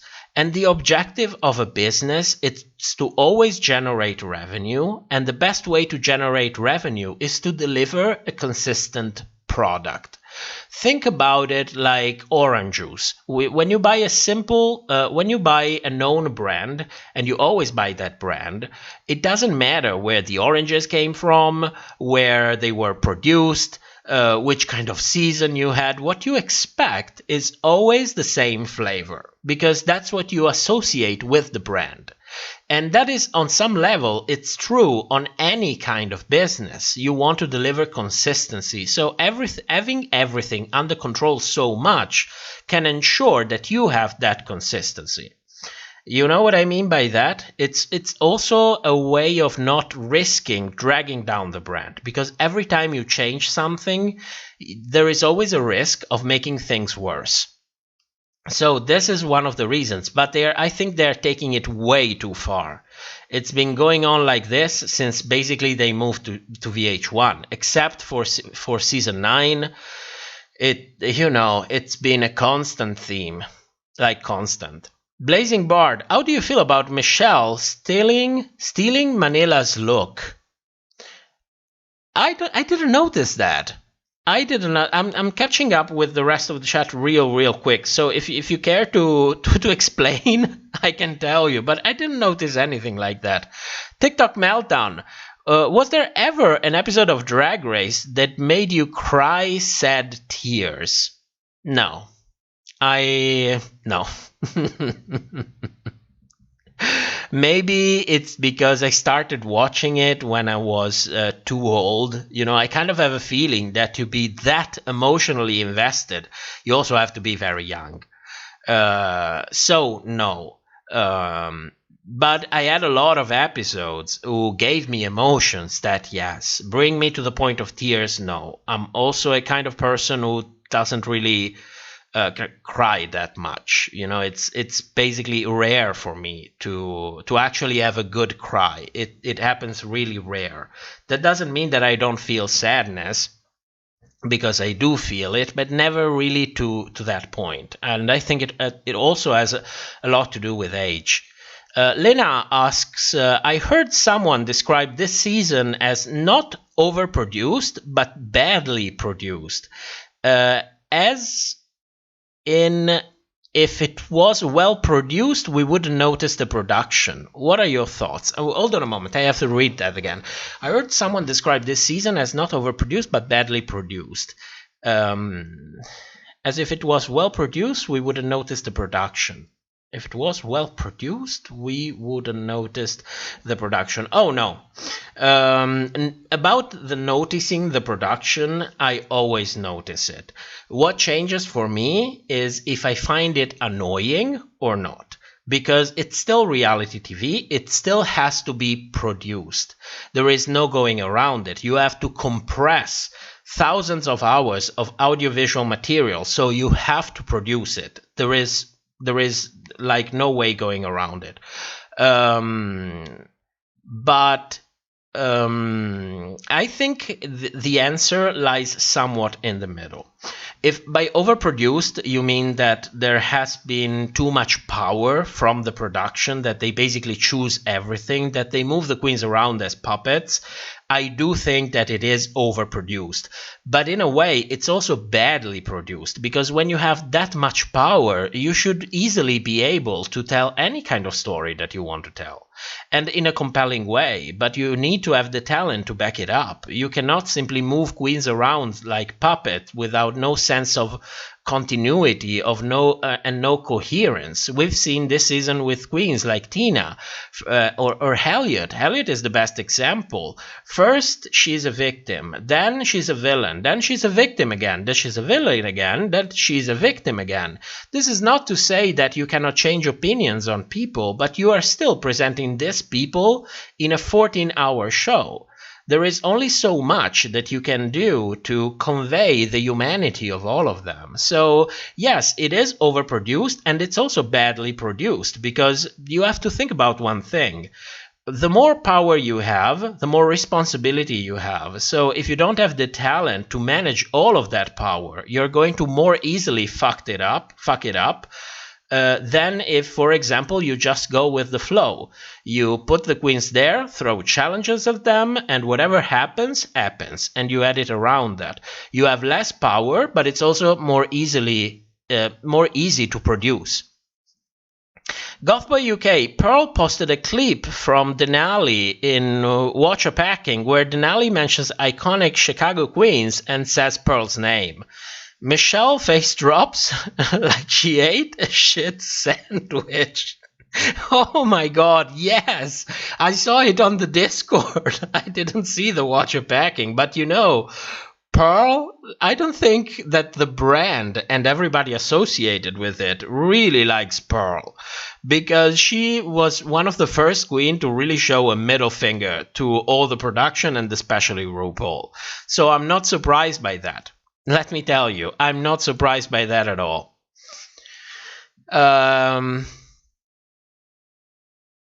Alethea, check the €1 shops. Those actually have spices here. Well, I still have to finish the big can of nutmeg that I have, and I am too...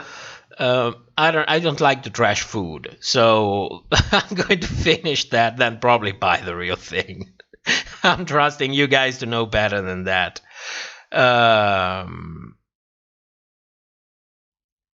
Oh, the picture! Oh, the picture. Can I show it? Can I show it to everyone? Because that is real nice. Alethea actually sent me a drawing of myself. You know, of what she thinks I look like, actually. Which was really, really cute.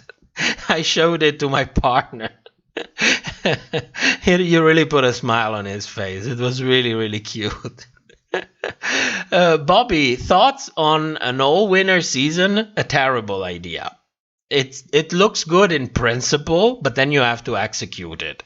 And I don't think it's going to be easy at all from many different point of view. First of all, how the hell are you going to draw a contract with this kind of big personalities and queens with big careers? I mean, it sounds good when you think about it from a viewer's perspective. Of course, I would love an all-winner season, but then you start thinking about how the hell are they going to make it? What's going to happen with the edit?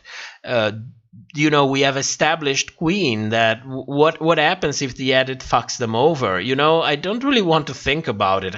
It's one of those things that really sounds good in principle, but then when it comes to the execution, that's where you really run into problems. Corinne says, they announced an international drag race singing contest. What do you think? I didn't hear that. But when I think about drag queens, I don't really think about singing. That I can tell you. With that said, it's not like I do not appreciate a queen that can sing, because I actually appreciate that very much. But for me, the quintessential drag queen is known for being big. Big outfits, big personality, and big lip syncs. This is what I really think about. It's more of a new thing, Drag is this art that is really, really evolving. In the past 10-15 years, we've seen a huge bump in the evolution of this art. So, of course, singing drag queens will become a thing. It's not that I don't want it to become a thing. It's just that I'm not really used to that idea. Maybe I'm too old for that. TikTok meltdown. Silky Nutmeg is offended. Oh, come on. Well, she should be. Since what happens with her trips, where, and her response. So, Alethea, of course. Oh, I'm going to show it. Give me a moment. I need to get it. This was so nice. Oh my God.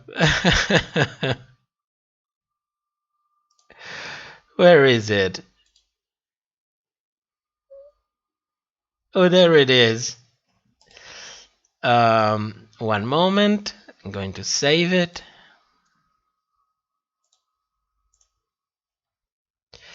Okay, now let me see if my software will allow me to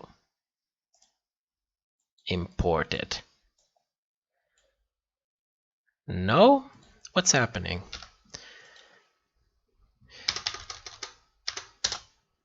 Yes. Oh, there we go. It's a little bit big. Wait a second.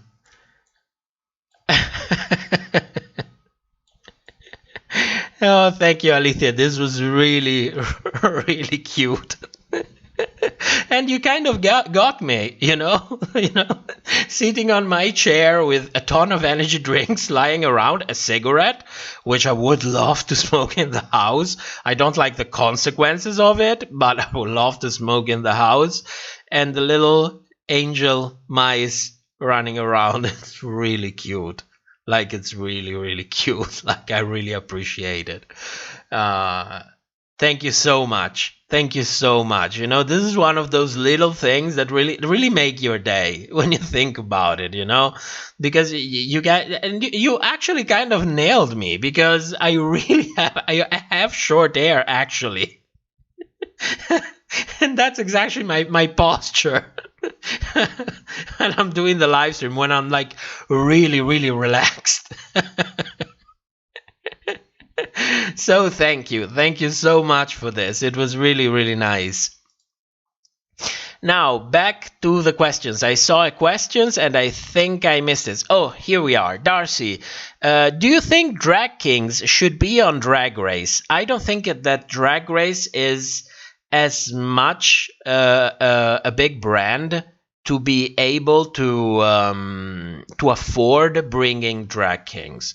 I think that they would fear the backlash, because when you have, this is one of the risks of having an established brand. People have expectations. So it's not that I wouldn't like to have drag kings. I think it's a really interesting side of the art of drag that we don't really get to see. Transforming into a man, you have to have different kind of props, you have to make different kind of makeups. When you think about the usual drag queen makeup and you think about highlights, you have the oval on the face when you get your highlights. When you paint like a man, you have highlights in different places. Now, don't quote me on that because I have no idea which kind of places they are, but I know for a fact that you have to highlight in different places to have a convincing portrayal of a man. Of course I would like it, but I don't think that Drag Race will ever take that kind of risk. I mean, it's enough that we finally start having trans contestants. I would still like to see if they will go as far as bringing trans women, like starting with All Stars, starting with Peppermint, starting with Sonique. These are the first ones that comes to my mind. And when I say trans women, I mean trans women with a breast, that actually had surgery. Because this is what was described as the problem from RuPaul, because if they have surgery, they have an advantage. And I always think about, well, what about Detox? She had a ton of surgery. She didn't have breasts, but she did have breast implants. So what about, I don't think they will ever bring drag kings to Drag Race. Not in the foreseeable future. But you know what? We'll always have Dragula. Which is a good thing for them. They are really a huge representation for diversity, like honest diversity, because today all these shows are about representation and diversity. And when you see the kind of representation and diversity that they bring in, you can see that it's brought in a kind of deceitful way. Like, oh, we have to do it because people expect us to do it, not because we really believe that diversity brings strength. Different perspective brings strength. They don't really convey this message. They are like, oh, we need to have a show. Okay, then we have to have a token gay man, a token trans man, a token trans woman, a token person of color, and that's it. Like, there is no spirit behind it. Where is the real spirit of embracing diversity as something that enriches the environment you're around? So, but Dragula is doing it the right way. Dragula is really doing it the right way. I think last season of Dragula was fantastic. Like, really fantastic. Like, they even brought in a bio queen. And Olo Heave was a mouthful. She was incredible. She was like, when you have queens like Olo Heave, you don't even have time to stop to think about the fact that they are biological women, because their art is so unique, it's so elevated, it's so ever present that it's really, for me, the exemplification of drag as an art. It not as a sex or a genitals you come with. So they're doing it really, really well on Dragula. This is something that I really appreciate. I know that style of drag is not for everybody, but as an alternative to Drag Race, I think it's one of those shows who has the most potential overall, without, like, hands down. There is no doubt about it.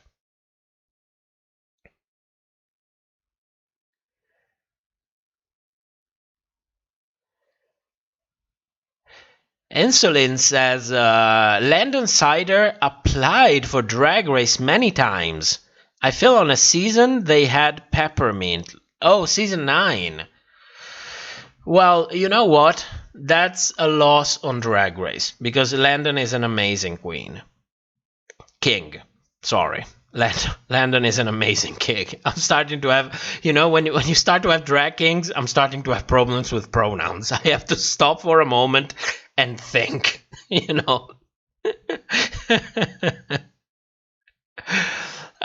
Lady Baconator, I never got the argument that trans women would have an advantage on Drag Race, considering that some queens in prior seasons have had a ton of plastic surgery to look more like women.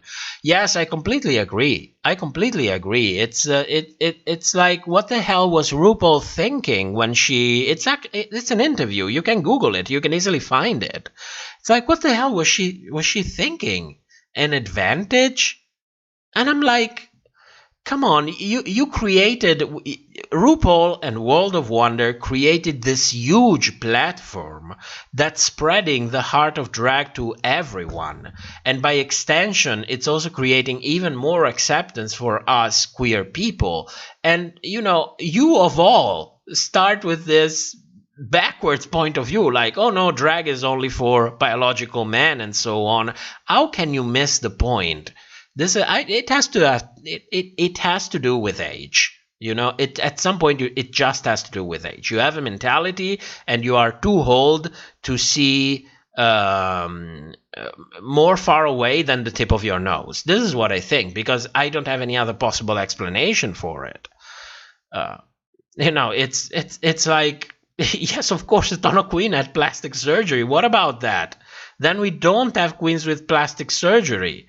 Then by extension, we shouldn't have bigger queen as well, because they can push their man boobs and make them look like real boobs. So that's an advantage as well. I mean, if you go by that reasoning and take it to the extreme, you will get to really absurdities. It will bring you to absurdities. So if you have as much as 2 or 3 functioning neurons, you should understand that you cannot come out and say something like that, especially when you are RuPaul, especially when you are on that platform, and especially when you are that much influential. I mean, stop and think for a fucking minute.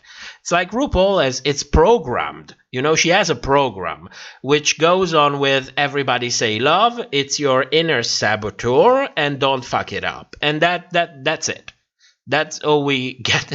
That's where RuPaul's programming ends. If you know what I mean. We could have an AI program to be like RuPaul, and I can grant you the AI would become a better RuPaul than RuPaul herself.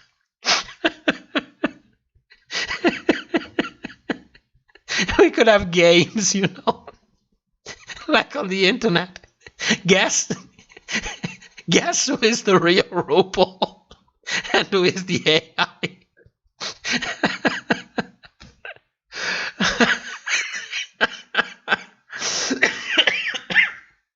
Oh shit.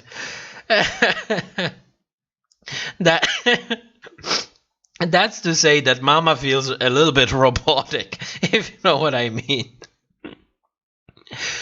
Gothboy UK, just refer to them as drag artists like we used to in the UK before Drag Race started. Yes, that would be a much better tag to put on the performers. We know what it's difficult if you start with something. And for example, I get to know drag as drag queens. So that's embedded in me. I need to stop and think for a moment, but the natural thing that would come out was always use pronouns as she, and always name them as drag queen instead of drag artist. That's the first thing that would come to my mind. But from an educational perspective, for a show as big as Drag Race, yes, that would be a nice and welcome change. Like, may the best drag queen win instead of may the best woman win, because time has changed. Times have changed. And if you embrace the success of the show, you also have to embrace the change that naturally comes with the success. Darcy, favorite season 12 queens? Oh, that's an interesting question. I have to say Widow Von Du, because she always took it lightly. She always laughed about everything. She looked like she had the ability of taking something that can be easily misconstrued as offensive and turned it around as something that you can make fun of. You know, you can have a genuine laugh about it. Every time I think about the dynamic that went on between Jackie Cox and Widow Von Du, I always had so much respect for Widow. It's like they portrayed her to be this villainous character, but to me she came off like a really, really easygoing queen, and not just that, but somebody that can actually see the best, you know, turn everything in the best way possible. Because we also live in times in which it looks like wherever you look, people feel offended about everything. So for me, it's really refreshing to see somebody that takes something that could be easily misconstrued as offensive and take it as an opportunity to have a genuine laugh about it. So I really appreciated that. But from a drag artist point of view, then it has to be Jada. Jada was absolutely beautiful. There was no doubt about it. An all-rounded old school queen, down to earth. There is, you know, Jada, it was the first queen I actually rooted for and that actually won her season since season 6. So it was a long time coming. I really, really love Jada. I still think that she is the best part of every video that comes off of the RuPaul's Drag Race channel. You know, when she goes like, look over here. She is stunning. She is beautiful.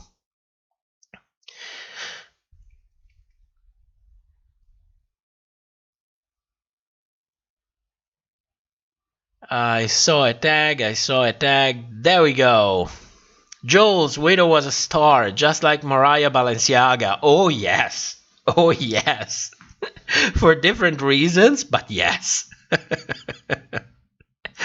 TikTok. Top, why whenever I imagine you as a person, I think of Gamora? Oh my god.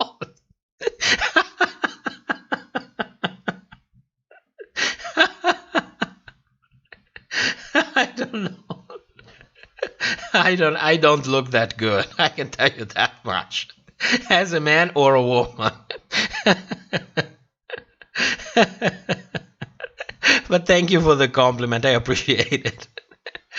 Darcy, do you believe Denali got the Jan added? Oh yes, she was Janned. Without a doubt. I think everyone would agree she was Janned. She had, you know, there is this new kind of edit. There used to be a time when we had heroes, then we had villains, then we had narrators, and then we had underdogs, we had redemption edits, and so on.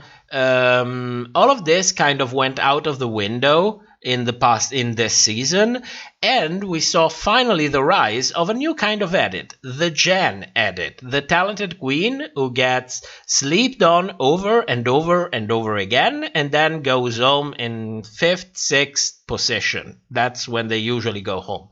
There's a new edit. It's going to be interesting when we do the season 14 chop, because I will add the Jan edit as one of the way in which we reconstruct the meaning of the characters on Drag Race. We will have the Jan edit, the Jan one, without a doubt.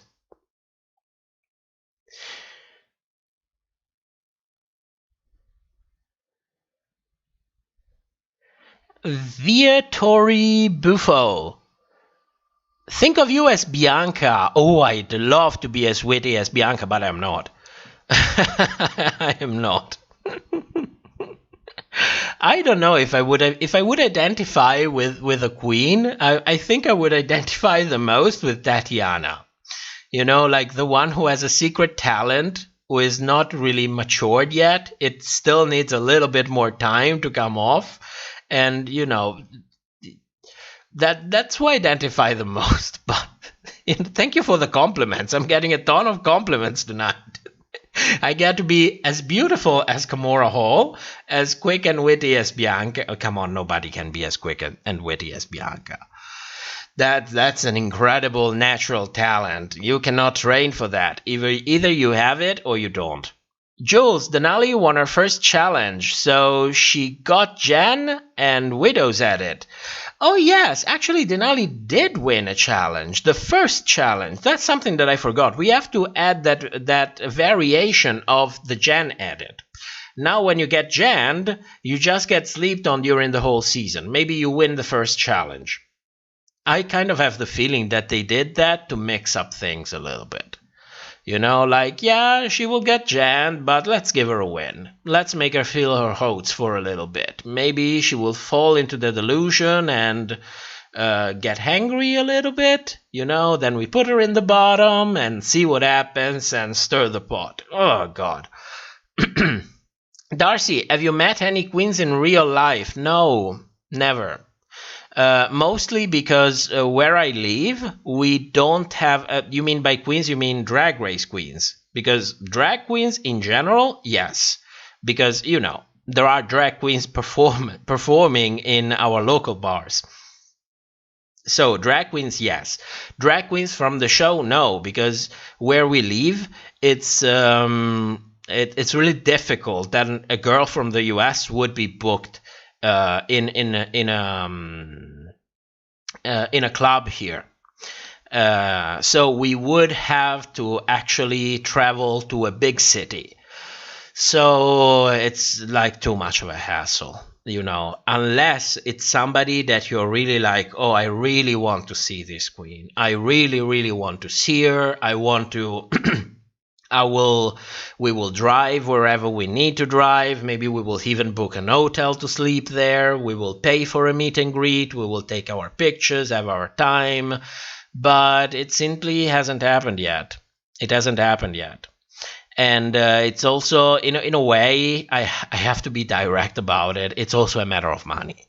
You know, it's a matter of money and also incidentally a matter of time, because if you have to drive to a big city, it's going to be a little bit of a drive. Then you cannot really drink because you need to drive back. And if you don't drive back, then you need to go to book a hotel. And, you know, it gets complicated. It gets complicated. And I don't know how this happened, but the more you grow, the less time you think you have on your hands to do things like this. I mean, I remember when I was really, really young, we would find the time to go to a concert for 3 days and sleep in a tent. And, you know, it's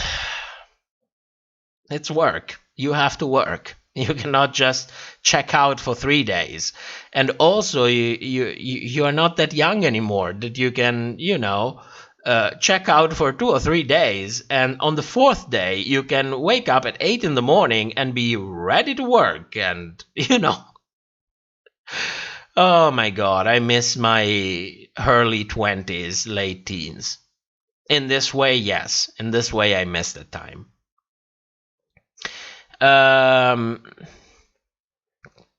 Queenie, did you break up with your boyfriend? Care to open up? Why not? We can have a talk about it. You know, this is an open space for talking about whatever we want to talk about. So if you want to open up, I can read it. We can discuss it. Maybe we can give you a little bit of support. Why not? Alethea, there's also the X Factor edit where people clearly not good enough still get praised, progress, so people can make fun of you. I think you're referring to Candy. You know, she, you know, you can really feel that she's been pushed by the edit so much, especially during the lip syncs. I mean, she lip synced 3 times, and one was the very first lip sync, the one that she won, and the other 2 she didn't really know the words. I mean, what? It is how it is. What can you do? It's part of having a show that it's edited so much. And if they think that they need people like Candy to keep the show interesting, then what can you do? How are you going to change their mind? Because in a way, it is effective, you know? People are talking about Candy a lot, and every publicity is good publicity.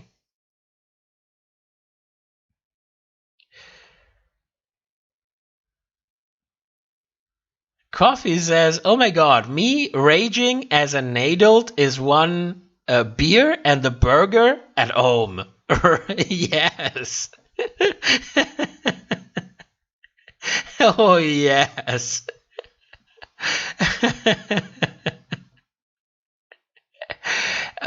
Oh yeah, bloke says, yes, you are live. This is my first time hearing you live. Welcome. Welcome. Did you get, oh my god, I'm missing the saying, amuse me. Did you get a notification? How did you stumble on the live stream? I'm really curious about that.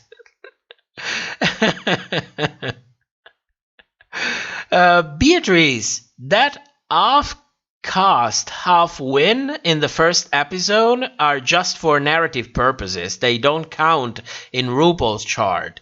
You mean the first lip syncs? I completely agree. It was all a setup for triggering some queens and bring other queens to the spotlight so that we would look at them from we would get a very favorable first impression of some queens. Yes, absolutely. I mean, the best example to me were Denali and Rosé. For me, there was absolutely no contest. They won their lip sync, yet somehow they were in the bottom. So, you see what I mean by that. I completely agree with it. Fantasia, random thought. Now I don't want to bring down the mood, but what do you think is the best way to handle the trollers or negative comments? Well, let's put it like this. As much as we don't like to receive generally as people negative comments, I think it's healthy that we have them. Then it depends on how you define negative. If they are critics, if they are being, if they are bringing a genuine critique, even if it feels really negative, I would like it to have it on the chat because I think it's healthy. I think it sparkles a conversation. Of course, if we would have like 90% of those comments, it would really bring down the mood. But in general, I welcome critical comments. What I don't welcome is people who are actively trying to be offensive, like bringing swear words, like saying things like, oh, this is shit, or, things like this, like really being, that you can clearly see that there is no, that those comments are not there to add to the conversation. They are there to bring down the mood because you start from a position where you say, okay, I don't agree with you, so fuck you. Those kind of comments, I do not appreciate them at all because they help nobody. I'm not coming here saying, oh, everything I say is perfect, everything I say is right, I miss a ton of things, I change my mind very often, and this can only happen if there is real criticism also in the chat. The worst thing that can ever happen to this channel if everybody transforms into a yes man. Because if it starts going downhill and nobody tells me, then, then we have a problem. So this is what I think about it. So if if it's really done to troll, then remove them. Give them a warning. Say, listen, we are here to discuss about things. We are here to take it lightly, to have fun, maybe learn something, spend time together, talk about our favorite show in the world. But don't be a bitch. Basically, don't be a bitch. So, yes, if you have any example, you can paste it. It's no problem. I can tell you what I think. But I also trust your judgment. You're a grown woman. You're a strong, grown black woman. Come on. You also know because of first-hand experience. You are still the one who basically organized everything on Discord. My partner never saw the Discord. So I showed him today, And he was like, oh my God, you organized it so well. And I was like, me? I didn't organize that. Fantasia did all of that. They did all of that all by themselves. So, I will give you props. You know better. If you have any doubt, you can ask, but I trust your judgment. I trust your judgment. Coffee, Matt speaking directly to me. What do you mean by that? Are you a yes man? Oh. Giovanni says, Fantasia is the skilled vice president. Yes, she is our sexy secretary.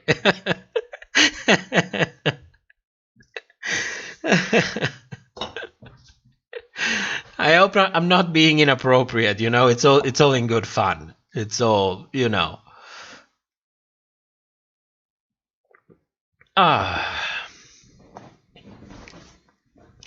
My God, I have a question for you guys. Do I sound destroyed today? Because I feel like I'm really destroyed. Like I'm really kind of lacking the usual energy, especially for this stream. The week was the way it was, but I think the most impactful thing for me was that I didn't get that much sleep tonight, and I didn't get my 2 hours nap before coming on stream. So I really feel like down, like drained a little bit. Is this translating during the stream? Like, can I live in my delusion in the future that even if I feel destroyed,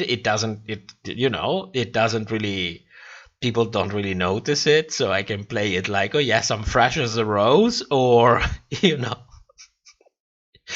Lena, you sound tired, but we understand why, okay? Okay, no fantasy for me. Nora, I'm also really tired, so I wouldn't notice, but you seem quite okay, thank you. Coffee, you sound great, but I've had such a wild week, and being here is a happy place for real. Fantasia, you sound great considering everything. Okay, so it does translate, okay? So I cannot play it like, oh no, yes, everything is fine. I'm perfectly relaxed and rested. After all, you cannot see the dark circles under my eyes, For all that you know, I could be in drag. I'm feeling my hopes. Gothboy UK, you sound a bit drained, just like the rest of us.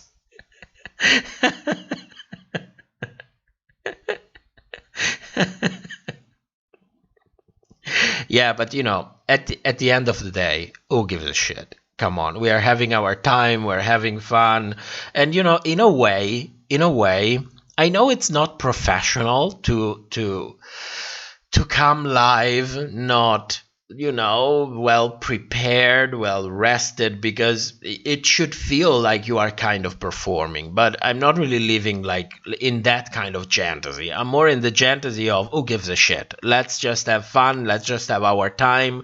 We can pretend of being a professional channel somewhere else, maybe in the videos. During the live stream, who gives a shit? Come on, if we are destroyed, we are destroyed. And if I say something that I shouldn't be saying, I can always, at least admit, yes, I'm destroyed. What do you expect? English is not even my first language. So, okay, no fantasy of professionalism. We don't need that. Alithia, it doesn't show to go to sleep.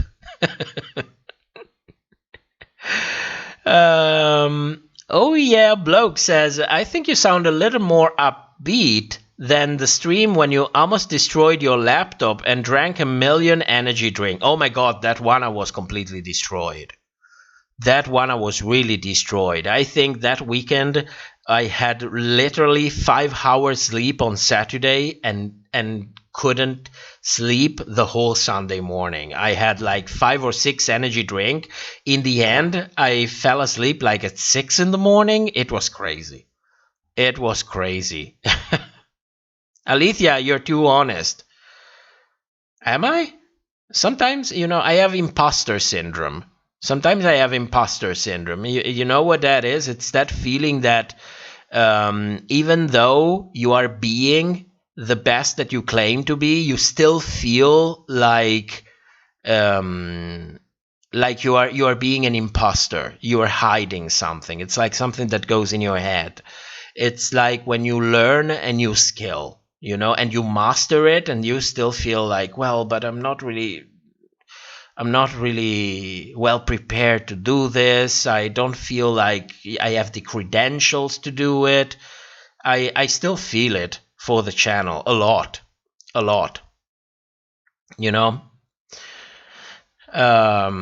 Coffee, you wear it well and you frack it well. Dixie, I would feel terrible if I felt that you thought you had to perform for us or keep us entertained. I'm sure the rest of the viewers and members of this family would agree. Yes, and I agree as well. What I really meant by that, it's not it's a poor choice of word. It's not like perform as if you are giving out a show. Like you go to a live show and you have a queen perform for you. What I mean by that is like being able to actually put two and two together, to actually be your best self, be there in the moment, be able to be quick with your thinking, getting your words, without thinking every second, stopping and thinking, okay, what is that word that I couldn't quite get? What is it that I'm really thinking? You know what I mean? So it's two different words. I say perform and it means two different things. What I mean is deliver. Yes, being able to deliver without performing. This is what I meant to say. You see what happens at 1:30 in the morning. It was so simple. Deliver without performing. Yeah, we got it. Thank God we got it. Coffee, we just love you being you when you want to share you. It's a really fucked up me, I am nobody takes example from me. That much I can tell you. Alethea says, no, I mean you are too honest to pretend you aren't tired. Okay, yes.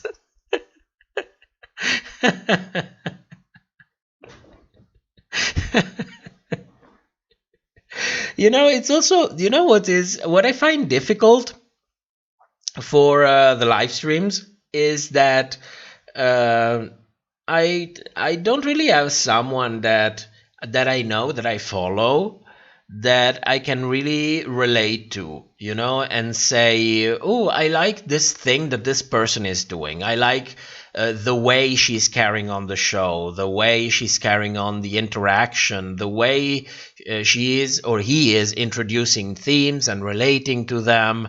It's like I'm lacking a blueprint. I'm making it up as I go.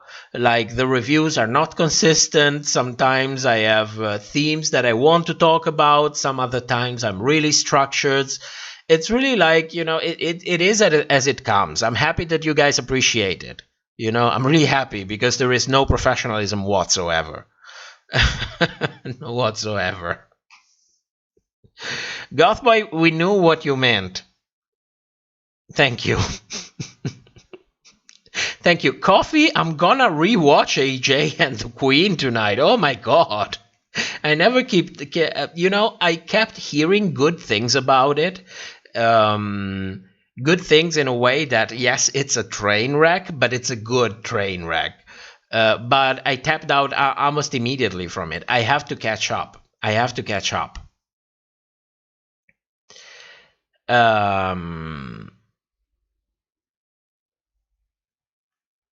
Tina Hansen says, I hate that Denali got in the bottom because of her partner. I hate that she got the Jen edit as well. Fucking hell. You sound a lot pissed, but don't worry about it. She's going to have an amazing career, and She was in the bottom because the production wanted her in the bottom. You know, Olivia is the way she is. I don't know how she really is. I see the way she is portrayed, and it's not really a flattering way. But, you know, she had a great run. Don't worry. Relax, relax. She is doing great. Every time she publishes a video on her YouTube channel, she likes make 100,000 views in a day. She's doing fine. Fantasia, did you see my 2 likes on Twitter? Of course not. One was Amateur Season and the other was Widow Von Du on a retweet of hers. I'm gonna start getting clout out of here.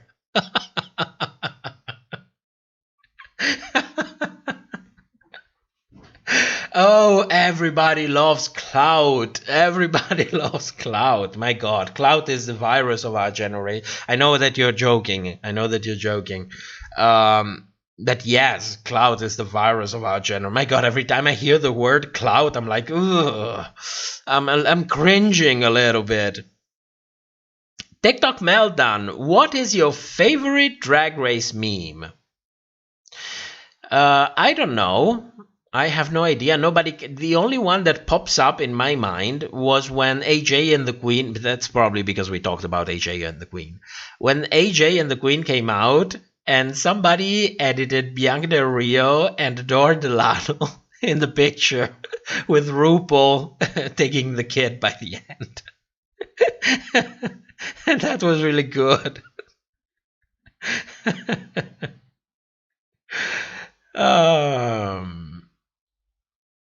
Coffee, yeah, it's a good train wreck, but took me 300 tries to finally watch the full season. Yeah, I understand the feeling.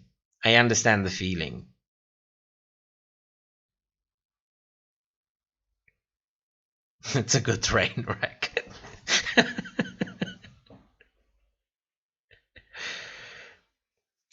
Lady Baconator, don't cry because Denali is gone. Smile because she was there to begin with. Oh, yes. She had a great opportunity to shine, and she shined.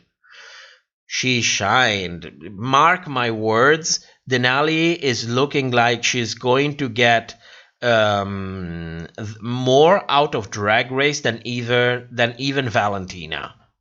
You know, she began this season with people saying, oh, she is a Valentina impersonator. She looks like a more professional. I'm not saying that Valentina is unprofessional, maybe more immature back in season 9. She's going to do really great. I have no doubt about that.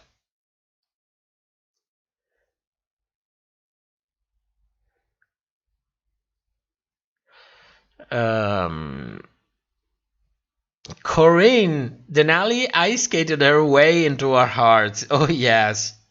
I really love the shady side of Denali that is coming forward now that she's outside of Drag Race. It looks like during the race she kind of held back, naturally, because you never know what the editors are going to do. But this kind of shady side of her is finally coming forward. She's throwing so much shade at the producers, my God. I mean, I'm living for it, but I'm also thinking, what if they retaliate because she is sharing a ton of information? Also, many of the other queens are sharing a ton of information. Last week, Olivia actually shared that she had another character for her Snatch game, and they told her no. So they're sharing so much information. It's incredible that they're not getting sued. I mean, it still wouldn't be good publicity for World of Wonder, but they are kind of in the right to sue because well, I cannot say it is, but it would be extremely strange if they didn't have a very strong NDA in the current contract, because in the old one they were liable for $2 million. So, you know. Fantasia, I binge watched AJ and the Queens just to get it over with. Oh my God, you make it sound like a chore. You make it sound, which maybe it is. Let's be shady about it. You know what the problem is? RuPaul is a terrible actor. You know, she's a terrible actor. What she does great was creating this huge platform with World of Wonder. That is something that she really excelled at. And creating an incredible business. Because Drag Race is an incredible business. I would say it's actually it's shy of $1 billion brand. And she is great in that. But acting, no. Oh, no. Not at all. Lena says, this is the season the Queen said, fuck this, we're in quarantine and frustrated, and we are telling you everything. Oh, yes.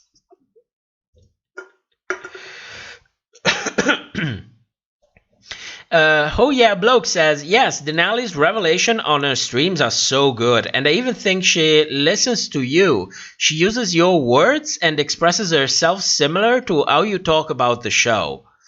Well, I would love for a queen to actually follow my show. I don't think so. I mean, we are like really a tiny little show that almost nobody knows, and you know, in a way, it is compelling because it really gives a strong sense of unity. You know, like I at this point I recognize almost all of you by your name. Because of all the time that we spend together on the live stream. I still have problem connecting sometime who is who on the Discord, especially if it, you know, when it's different names. But you know, you have these feelings of kind of knowing each other's. So in a way that is good, but it's like a tiny little show. No queens actually follows us, and if they do, they would never admit it, because you know, it's not good to be associated with us because we take a huge dump of World of Wonder like every other day. So, oh, where am I? Alethea says, I think that some contracts are not enforceable because they are so extremely uneven. They are skewed, but the fact that they are skewed doesn't mean that you cannot enforce them. That's why you have clauses in there in the first place. Jules, thanks for the video. Take care. Good night, Jules. Thank you for coming. Oh, Melanie, yes. Olivia was going to do Rachel, do Liesel. I still don't know how to pronounce that. I should have Googled it. For Snatch Game. Yes, that's the name I was thinking about. Oh, by the way, a lot of the things that I noticed, especially from Denali's live stream, because I don't have an Instagram account, don't forget about that. It's all thanks to the people on the Discord, and thanks to the people on Twitter, and thanks for the people in the comment and in the live streams who actually bring these things to my attention so that I can then deliver them for everybody. So a huge thanks for everybody who is contributing behind the scenes, because that really helps to elevate the quality of the content of the channel. Because long story short, I always do 2,000 things at a time. I'm missing a ton of stuff. And it really helps when people come forward and say, "Oh, look here what happens." And much of this comes really from the Discord. So a huge thanks for everybody. I'm not going to take credit for that because it's not my credit to take.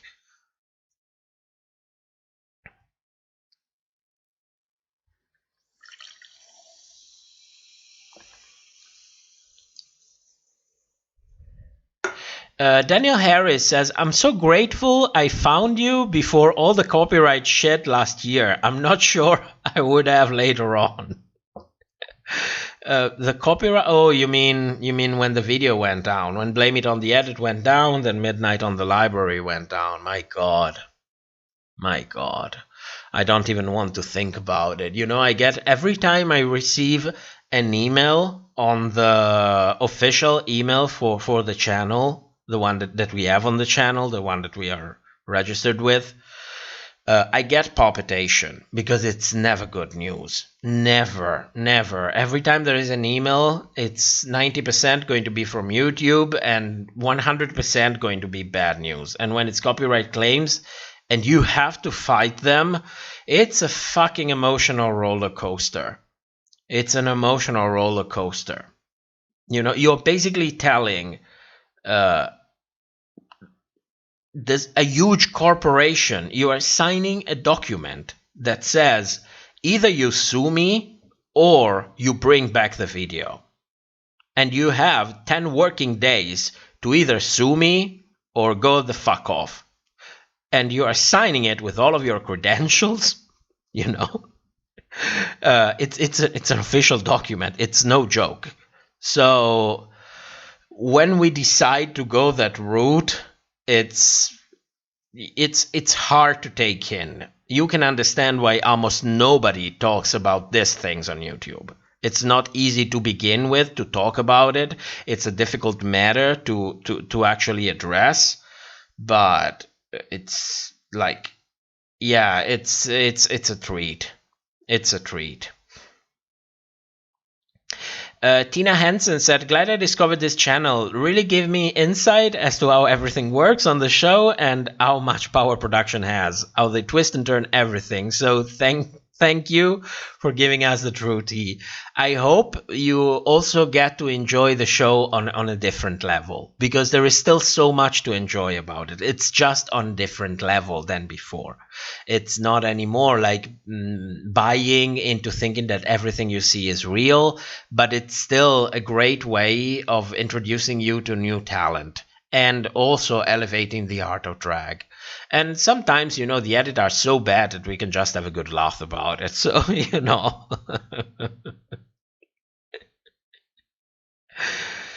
Yeah, no, it sounds a little bit fucked up, but what can you do? You know, when you are emotionally connected to something, you go through extreme length. You know, I think of my relationship with Drag Race as if I'm having it like a second partner, you know. That you are like, we are going to be together forever. We're going to work it out. Don't worry. We're going to find a way.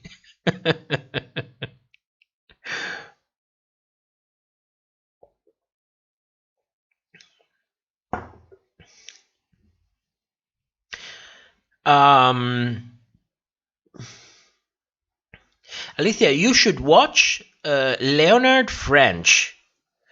Leonard French's video. He's a copyright attorney. I think I saw it. But you also have to understand, when we do fight copyright claims, the best money ever spent is to actually go to a lawyer and ask for his professional opinion. So that he can tell you, you must write this and write this when you send your counter notifications. And these are your chances of getting sued. And these are your chances of simply getting ignored and getting your videos up. So it's the best money ever spent.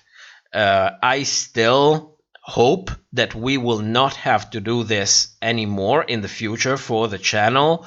But it will happen, because sometimes it will happen that we will have some videos that we spent like 300, 400, 500 hours to make that specific video. And when it gets copyright claimed, we will fight it. We will go through it. And if we end up in court, well, I'm fucked. But, you know, we will, if the problem presents itself, we will see. We will see.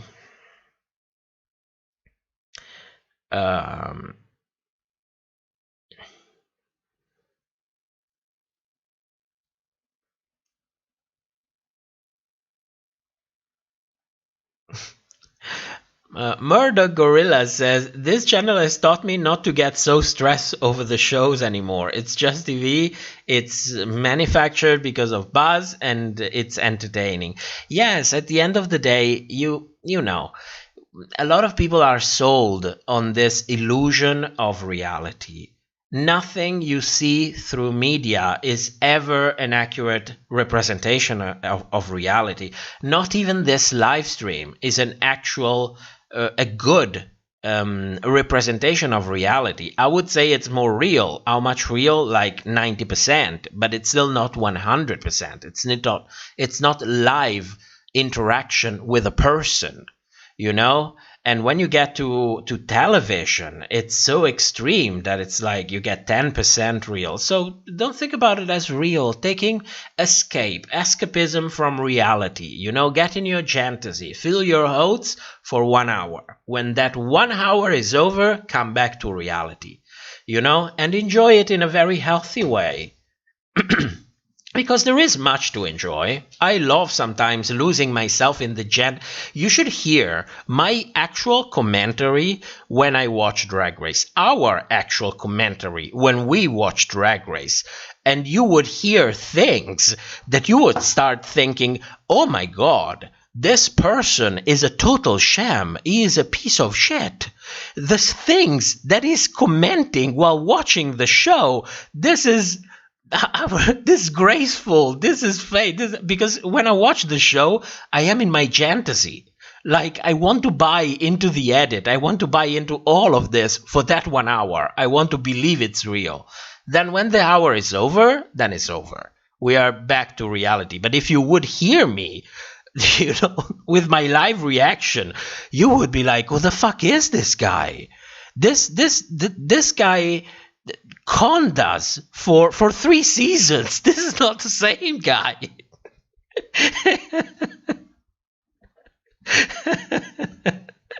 You know, it's about separating the two things. One thing is enjoying entertainment for the time that it takes, and another thing is taking it out in real life, especially if you have to do it in a negative way. I appreciate it much more when it brings interests. You know, when you watch the show and think, this queen seems really interesting. I am curious. I'm starting following her social media. I would like to see what she does. I would like to see her heart. You know, is she publishing music? Is she doing makeovers? This I appreciate much more. Alethea says, his videos are very comprehensive and is very sympathetic. Oh, the lawyer guy. I think I saw it. When I had this problem. I think you are the one who actually gave us the first link in the first place. I watched it, but you know, it gives you a general idea. It's always best when you are in this kind of situations to consult a local lawyer. It's always best. Trust me, it's the money best spent. It's really worth it because it's no joke. Jules, it's a great escape from reality. Drag Race and your reaction video take me to a fun place. Yeah, I mean, that's exactly the set of mind. You know, escape from reality by watching something that pretends to depict reality. This is getting too meta.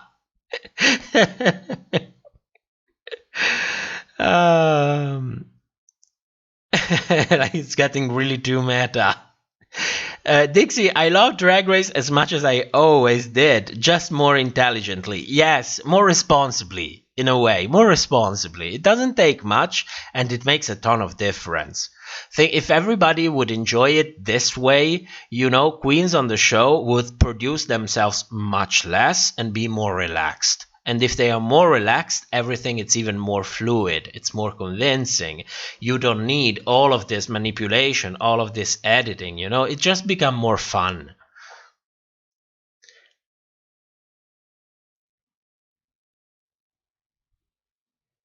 Oh yeah, Bloke says, don't worry about those emails. Lawyers and big companies try to be threatening and play mind games with words. So don't stress, they try to trigger. Well, yeah, until a certain point. Because, you know, what they do on YouTube, like when they block videos that are clearly fair use, even though there have been statements from the Supreme Court saying that companies are compelled to consider fair use before they, you know, go with DMCA takedowns, they still abuse it. The problem is when you fight it, you are signing an official document.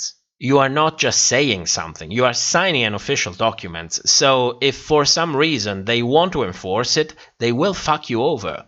Because the point is, they have the money to keep you in court for 10 years.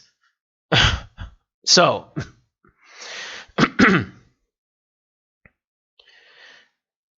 Coffee, I will go ape shit if you get taken to court. Me too. I would lose it completely. Oh yeah, Bloke says also Jake Yonce had a similar issue. Just put the same disclosure as E does. Oh no, it's two different things. It's two different things. First of all, Jake was not sued by a company. He was sued by a person. You know, a representative of basically an out of business company, I would say at this point. It's not the Viacom Corporation. That's a whole nother beast, you know. And also, I think that specific lawsuit, it's really spurious. You can really demonstrate it.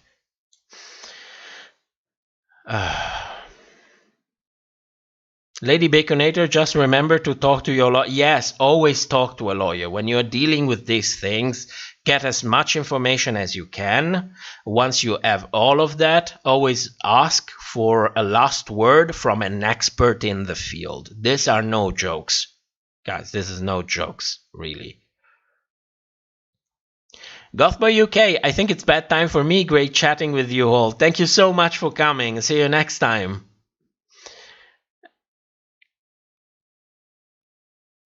Oh, I missed the chat. Oh my god, the chat skipped.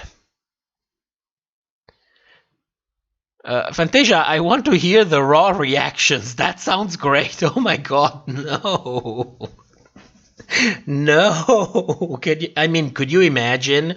I would never do it like on live streams. It would be so easy to take one thing out of context and I would be completely destroyed.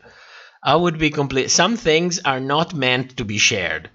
That's what I believe. Some things are not meant to be shared.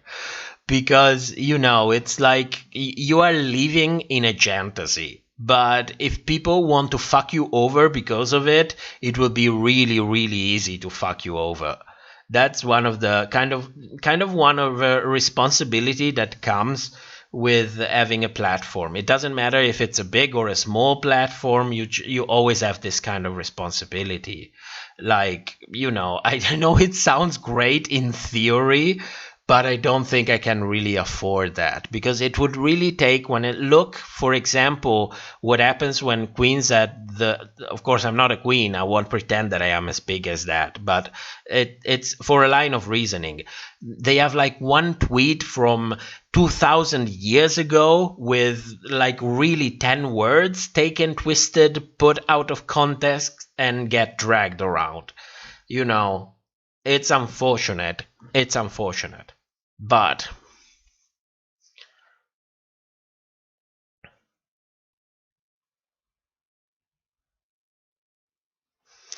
Lady Baconator, I never get the point of going on social media of a queen that I don't like on Drag Race and insulting them. Oh yeah, well, they're too young. They are too young. That's the kind of shit that you do when you are really still maturing, you know, or maybe never matured. But yeah, I mean, who has time for that? Who has time for that? I get the emotional investment, but you know, it's not really up to you to do that. If they ask you specifically, then yes, you can explain your point of view. But you know, chasing out someone to insult, I mean, you must have a really boring life. Beverly Steer, watching Drag Race with a few people is always fun. Oh yeah, I never had so much fun since I managed to corrupt my partner years ago and coerce him into watching Drag Race. I got him addicted. You know, I got him completely addicted, and I had so much fun when we watched it together. You know, because it's extreme. He is as extreme as I am. Because, you know, you're also, when you realize that you are allowing yourself to buy into a fantasy for 1 hour, it also kind of releases you, you know, because you feel like you are not really you. You are just living a fantasy. A fantasy, sorry, you are living a fantasy, so you can fully allow to express your raw emotions without thinking about the possible consequences of it, because there are no consequences of it. It's a fantasy, It's really it's really fun. I enjoy that we share this kind of thing, and the channel, of course, but mostly our mini viewing parties without the two of us. I like it very much. Corinne, going to bed now. Thank you for coming. Thank you for coming so much. Murdoch, join the Discord. Yes, there is a link in the description. Sen, good night. Thank you for coming. Lady Baconator, I like to watch this show, and these live streams have added to the fun by letting me be able to interact with more people who watch this show. Yes, what I do appreciate the most, and I didn't really think that it would happen. To me, it's still mesmerizing in a way that doing this show for the channel actually had this unexpected consequence of creating a mini community. I didn't expect it to happen. I was like, I want to talk about all these things. I don't want just to make videos, compilations videos where I discuss about this guy. I want something a little bit more interactive, a little bit more direct, a little bit that you have the episode today and 3 days after there is already something. I wanted something like this. I didn't expect to find other people like me, reasonable people that have this kind of same passion and curiosity for this show and this community it will form. It's still amazing to me. I know that a ton of channels, for example, have a Discord, but what I'm really proud of is that the community itself is, Fantasia created this, and people are moderating themselves. I find it incredible. I find it really incredible, that such a thing would naturally arise without me moving, actually doing something. It's amazing. It's amazing.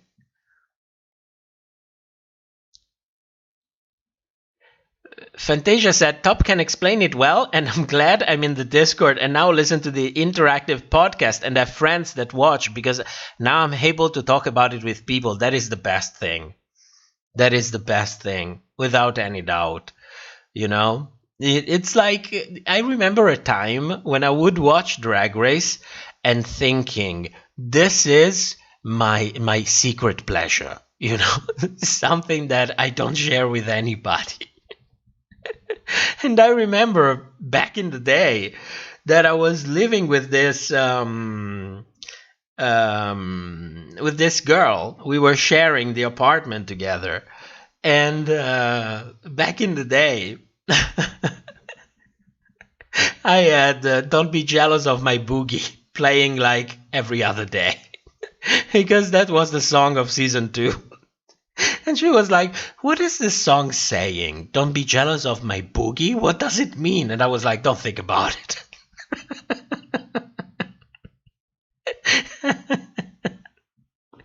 Don't think about it. She didn't know at the time. I was not out. Beatrice, I'm like you when I watch the episode. I'm totally involved, and after I say it's over, oh yes, you are totally in the fantasy. I completely understand that. TikTok Meltdown, a question to think. Would it be wrong to steal... Oh, chat skipped. Chat skipped. Where was I? Oh, there we go. Would it be wrong to steal in order to feed a starving child? Are you high? Well, first of all, okay, we are doing this. First of all, there is a bias in your... Is bias? A flaw in your question. Because you cannot divide things that involves human and human interaction with terms like right and wrong. That's the wrong frame of mind. That is the first thing. Because you are lacking context. You are lacking all the ways in between. So, from my point of view, I believe that we have some basic human rights, and if they are not fulfilled, then actions that would be normally questionables become legitimate. So I do understand people who steal because they need to get food. People who steal because they need to pay for their medical bills. I still do not condone the action on an absolute level. Like, I wouldn't go as far as saying stealing is right or stealing shouldn't be punished. But it's a totally different question when you are doing it because you need to do it, instead of doing it because you want an easy life. If you see the difference. I don't know why this kind of question popped out, but whatever. San, I am not leaving yet. I wanted to say goodnight to those who were at... Oh, okay. Fantasia, when I get upset about what I just watched, and some people just take it to the queen. Oh, yes, you just get too emotionally. But I think it also has something to do with emotional maturity. Because it's when you are a little bit more mature, you also have a little bit more control on the way you feel. You can allow yourself to feel and act on a specific feeling, or you can not allow yourself to feel too much and not act on that specific feeling, if you know what I mean. It also has a lot to deal with emotional maturity. Like, I think that 10 years ago, I wouldn't be able to let myself embrace so much the show on an emotional level and then completely get out of it once the credits are rolling. I don't think I would have had that ability. I think that's something that comes a little bit more with age, if you know what I mean.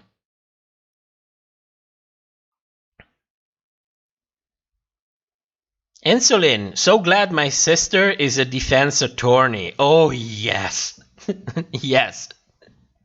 I can tell you, since we started this channel, we would have saved probably almost €1,000 in consultations if we didn't have to pay for it. Of course, this is not like it happened in 6 months. I'm talking about the past 4 years. So, yes, it's a good thing. It's a great thing. Or even a good friend, that can give you a discount, or maybe say, oh yes, whatever, we were in university together, I'm doing you a favor. Nora, in Finland there's a show where they film people while they're watching TV for their reactions. We would love to see you on that if it was possible. I would be too vulgar. I would be bleeped like every second. Jules, I'd be cancelled if I made a live review on YouTube like poor Nina Bonina Brown was. Yeah, the issue with Nina is that you always have to understand there are some limits to what you can do in your own living room when you are with friends and what you can do when you are online on an online platform. There are limits, especially when you are as big as Nina. I mean, sometimes when I know that I have an opinion that is really, really controversial, if I don't have the possibility to sit down and open a discussion about it, then I simply don't share it. Because you never know who is on the other side who can take example from it. And, we are really a teeny tiny platform.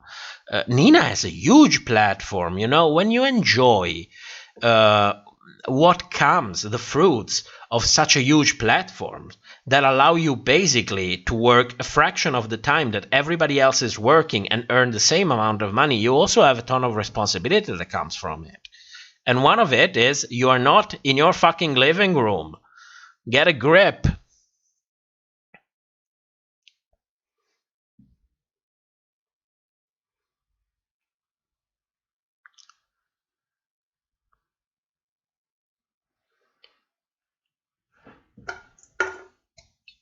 Oh, energy drinks are over. Where am I?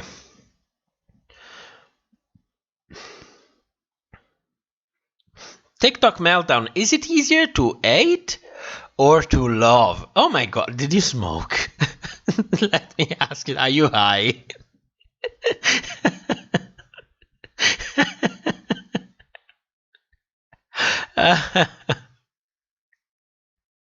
Oh, I skipped a couple. Alethea, I recommend Leonard because YouTube TOS means it would be fought under U.S. law. So he's someone who is a specialist and he seems to be a nice person. Yes, it's good, but you're still online. You know, when I will tell you what is the difference. If you are a lawyer and I am paying you, you are obliged by law to give me your service at the best of your abilities. And by virtue of the fact that I am paying you, you are obligated to do so. So that is a guarantee for me. So while I do appreciate opinions that comes from entertainers or people who decide to share their knowledge on different platforms, I do appreciate it, but it's not the same thing, if you know what I mean. So I prefer to pay knowing that I'm buying something very, very specific. Sen, I'm not leaving. I meant to those who were good night, who were saying good night. Okay. Oh yeah, bloke. I mean, isn't this like a book club? We openly discuss a product with a narrative made for the oh yes, it is kind of an evolution of the book club. You know what the only thing that we are missing is mimosas, probably. You know, and being in our mid-40s or mid-50s. This is the only thing that we are missing. Oh, Coffee, I love this community. Thank you for making this space, Matt and Fantasia. Yes, thank you, Fantasia. Thank you. You know, Discord really opened another level for this community. What started in the chat, in the live stream, well, what really started in the videos, in the comment section, and then really blossomed in the live streams, really went to the next level on Discord. You know, it's really a great thing that people brought it up, that Fantasia moved on, that people joined. It's really another level. So yes, absolutely join the Discord. What I like the most is, you know, that I try to foster a reasonable kind of discussion. You know, we can have different ideas, we can come from different places. If you don't know something, it's not a problem. You can be ignorant about things. We all start from ignorance somewhere. That's not a problem. So, you know, I like this kind of environment, and you know, I'm happy that we managed to create something like this. And if we manage to actually grow more and more and more, I hope that we will manage to keep this kind of fostering this kind of environment, because this is missing out there. Lina, I love that when this show makes me want to scream, we can all scream together. Oh yes, there is nothing better in the world than being miserable together.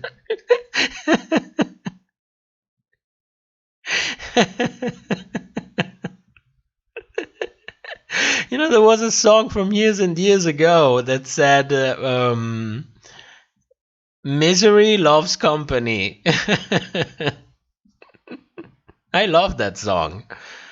I don't know if you guys know this. Well, you have Dixie, maybe you know it. Dixie maybe knows it. Dixie, if you build it, they will come. Yeah, that's nice. That's nice. Felicia, I appreciate the community that you have all created. I look forward to Sundays. Me too. Me too. Especially in these times where, you know, we don't really have social contact anymore. You know? Especially last year. Last year it was a lifesaver. Like on March, April, I would have gotten completely crazy if I didn't have this. It's still the best part of the channel. Apart from getting paid. Well, if you do get paid. But that feels good. That really feels good. When you know, you go to the end of the month and you say, oh, that's great, we made $400. Well, then you have to think about taxes and everything else. But, you know, for that moment, you live in the fantasy that you're like, I made $400. Then it's like it's like 120, 130. But, you know, for that moment, you're like, this is mine. I can have it in my hand for a moment. Alethea, you should just record YouTube, just like the audio from YouTube reacting, and you could release it. No. No.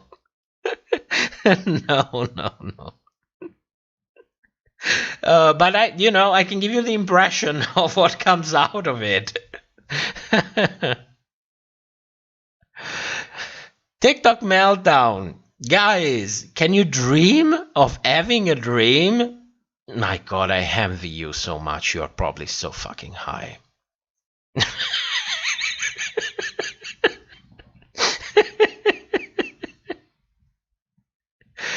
Oh, good God.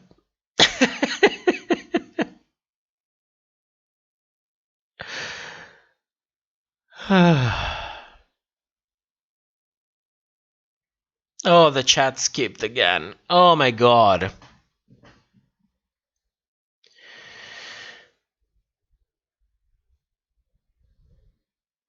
Where was I?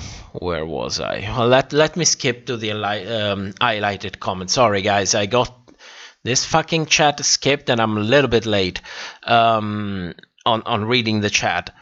Not late in the time. This is our usual time. Sen says, we don't need mimosas. We can have energy drinks. Oh, yes, but it gets you high in a different way.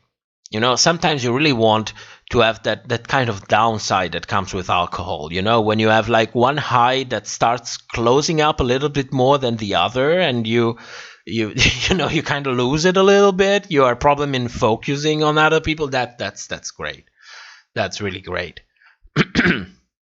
Sen, for our little book club. Oh yeah, I would really love to have a nice viewing party, like in person. Like you have 20 people, 20 relaxed people. Get a little bit high, have a beer if you can drink, have things responsibly, and just enjoy it as a relaxed group. Yes, I would really love that. I'm glad that at least I have a partner I can do it with. Most of you probably enjoy it by yourself or interactively online, but in real life, yes, it would be great.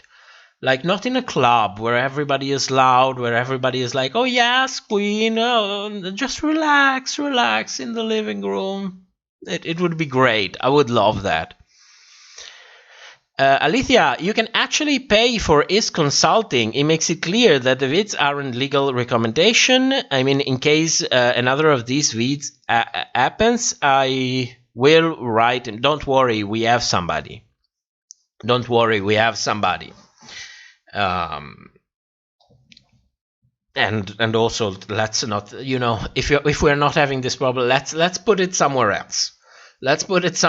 If it will ever happens, when it happens, I will vent a little bit. You guys will know, absolutely. But, it's behind us. It went the way it went.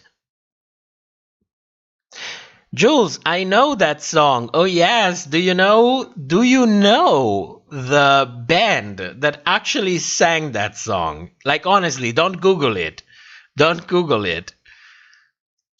Sen, those who have mimosas can have mimosas. Those who want energy drinks can have energy drinks. What about energy drinks with mimosas? Energy drink based mimosas.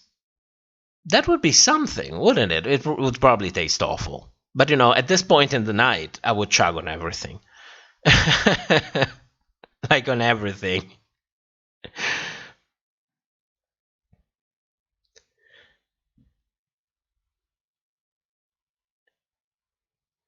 Blake, any queens you think deserve a crown? For example, All Stars, definitely Asia, Peppermint, and Trinity K. Bonet for me. Well, that depends. In my fantasy, yes, there are queens who I would love to get crowned, but they will never be crowned. Absolutely. But you know what? I understand the question. I'm just too tired to really go through it. I cannot reason. I cannot really reason. But there is a ton of them. a ton of them that deserve a bigger platform. Let's say it like this. I think there are a ton of queens that really deserve a bigger platform because they have great talent. You know, sometimes what happens is that you have like these visual queens that comes on the latest seasons. They are not really mature. They are not really full rounded drag queens, and they get like this huge platforms with a ton of following, and they really have nothing to say, really. And then you have some amazing queens who just get almost no recognition at all. So, you know. Fantasia, I'll say Top set a good tone for the Discord because we haven't had any rude visitors. Oh yes, that is nice. That is nice. I mean, at some point it will happen. You know, if you keep growing and growing and growing, it becomes a statistical fact. So it will happen, you know. But yeah, I'm keeping positive and thinking, yes, if it will happen, it will happen in it will be just more rare than the average, because if we keep sending this kind of message and representing ourselves in this kind of way, we also don't tend to really attract people who are like that, you know, who are just rude for the sake of being rude. It's just, I'm not entertaining for those kind of people. They would, you know, look at a video, look at a live stream and say, oh, this is boring, this is not for me. You know, you just don't attract them, which is a good thing. Which is a good thing.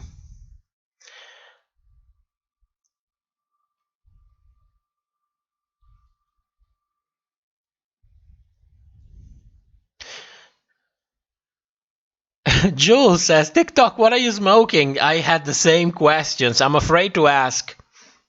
I'm afraid to ask. Alicia, make a Patreon. I can't pay you, but I'm sure others. We have a Patreon. I never shill it. I always feel bad about shilling it. It feels like I don't like asking for money. You know, even though we could use it, but I don't like asking for it. So I conveniently forget to plug the Patreon, you know, to just, you know, go like 15 minutes after the stream and say, oh, by the way, we have a Patreon. Please join. Please support us. Like, everybody seems to do it like so easily. And to me, it comes like so difficult.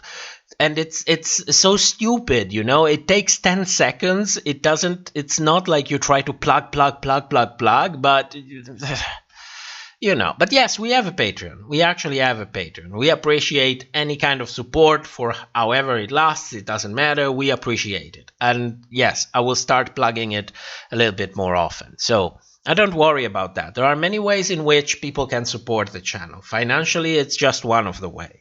I really do appreciate, for example, people who find things and share them. Like Beatrice on the Discord actually managed to find the I don't know if they were contract rules or basic rules for the BBC, in which they clearly state that they cannot portray the contestants in a way that is not representative of their real behavior during filming. I mean, I appreciate a ton this kind of contributions, you know. So there are many ways. There are many ways in which anyone can contribute to the community, and the financial aspect is just one of the many. Lena, shit, that was the wrong emoji, but that works too, I guess. I think I lost that.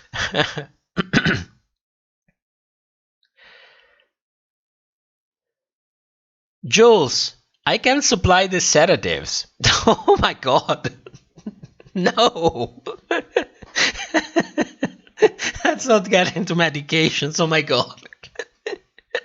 You know, every time I hear this kind of names, like you wrote them, I'm always thinking, oh my god, the fucking algorithm is going to come and ravage and thinking, you know, that maybe we are endorsing something, and oh my god. I hate the YouTube algorithm. I understand the necessity of it, but you always feel like, oh my god, can I say this word? Can people write this thing in the chat? Sen, Top and everybody, get your cigarettes and vapes if you're into that. Oh yes, but you know, if you're a smoker, try vaping. It helps. It really helps. Lena, I always bring my cookie cabbage. I don't know what that means. Sen, I never had a mimosa, so I don't know what it tastes like. Well, if I had a mimosa, well, it was called a mimosa. It was sold as a mimosa. It was sparkling wine, champagne, basically, with orange juice. So it's nice. It's soft. It's a soft alcoholic drink. You know, wine to begin with is not that alcoholic. When it's watered down with juice, it's, you know, it's nice. It's nice. Lena, it's orange. Oh, yes. Yes. TikTok Meltdown says, I promise I'm not high, but another question. What's your personal heaven? My personal heaven is a big independent house where I can have different rooms for setting up my different hobbies that I have. Like I would like a room dedicated only to woodworking, like with a thicknesser, different saws, and it's all contained in there. I don't have to vacuum everything every time I want to saw something. And then I would have one for my electronics and one for relaxing and having books and being silent and technology free. You know, that would be really my heaven, a big house. Because, you know, I always lived in small apartments. But I would really love an independent house. I don't think we will ever be able to afford it. Let's be reasonable, but, you know, dreaming is for free. Sen, you never know if it will taste bad if you never tried it. Mimosas. Oh, energy drinks and mimosas. Well, yeah, but I don't think it would taste good. Fantasia, those energy drink companies need to sponsor you. We'll work on that. You know what I think? It would be really great if we could get a sponsor for the channel. What I'm scared about is that I have no idea how to manage taxes for that. So I will have to, again, work on that if it will ever happens, because you pay taxes differently on that.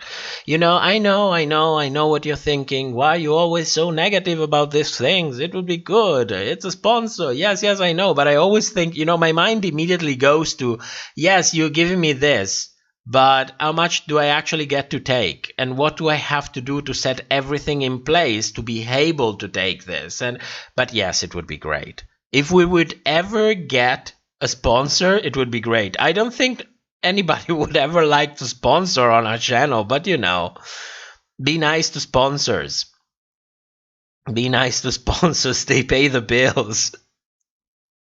Jules, yes, Soul Asylum, because they sang one of my favorite songs, which is Runaway Train, about missing people. Yes, we are hold, Jules. We are all hold.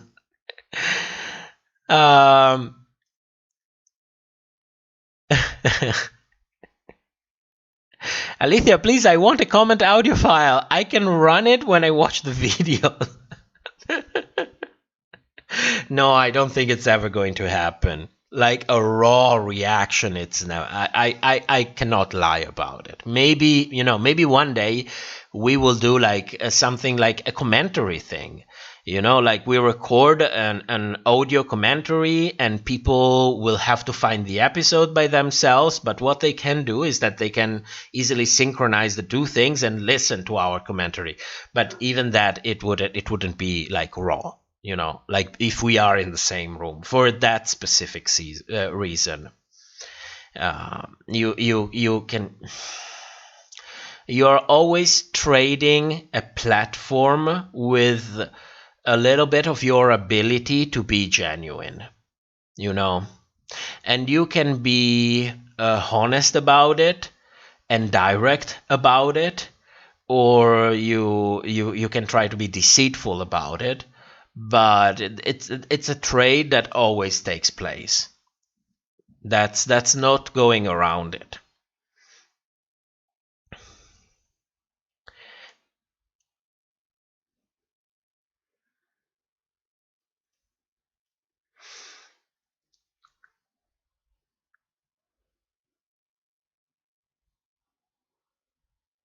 Dixie, just teasing, Jules. It sounds very mellow, and you sound set up to relax.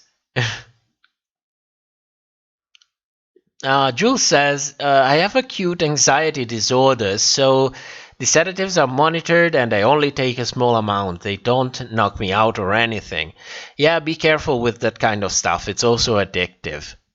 The moment you start resolving your problem, be sure to go easy on stopping them.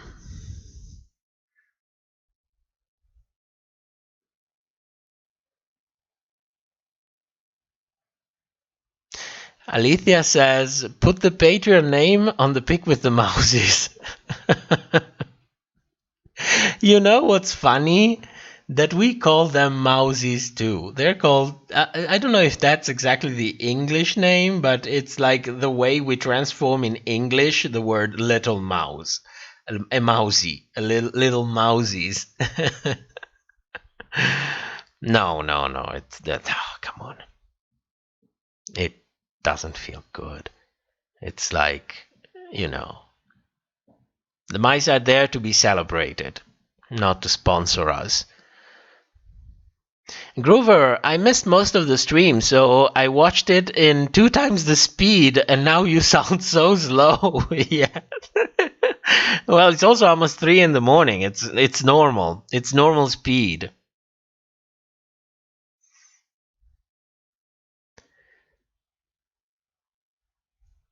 Lady Baconator, I think TikTok Meltdown is lying about not being high. It's a sneaking suspicion, isn't it? I think as well. I think it's high as a kite. As a kite. I swear I'm not high. We don't believe you. Come on, we don't believe you.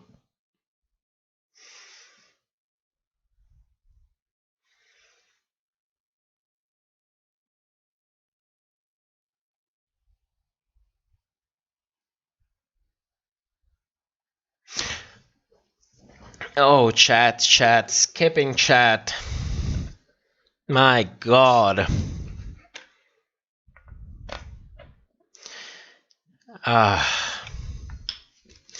TikTok Meltdown. I want to be so important that Bianca Del Rio notices me and roasts my ass.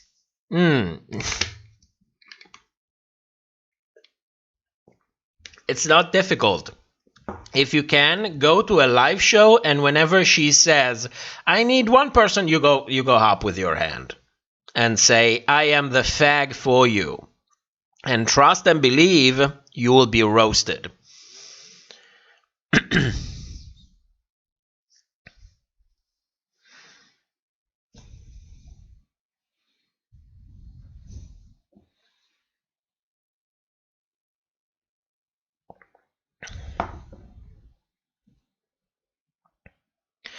Jules, 30-something isn't that old.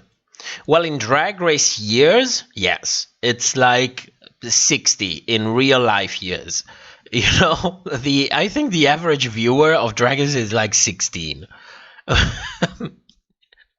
So, at least, you know, from the outside, the show looks like it's really created for people that, you know, they are in their mid-teens. So, yeah. Lena, this episode sure gave me frustration. I'm going to work through my feelings by smashing through another level of Raid Shadow Legends. I don't know, that's probably a game, isn't it? Alethea, yes, that is what I mean. Really, I didn't remember the English word for it. Yeah, I don't know if there is an English word for saying little mice. Like, I know, like for cats, you say kitties. Or for dogs, you say puppies. For dogs, doggies. So for mice, for me, it's mousies. Little mousies.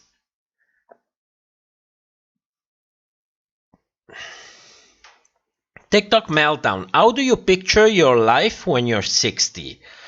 I hope that I will get to work until the day I die, honestly. I hope that I will never reach an age in which I would like going into pension and lose the kind of purpose in a way.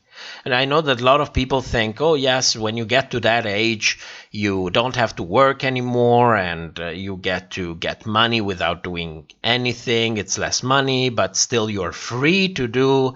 And I just don't work like that at all. That's my biggest fear. It's becoming useless. I don't think as free time as time where you are allowed to do nothing. I work the opposite way. If you put myself in a situation in which I am not allowed to do things, I would get completely crazy. So yes, that's my worst fear.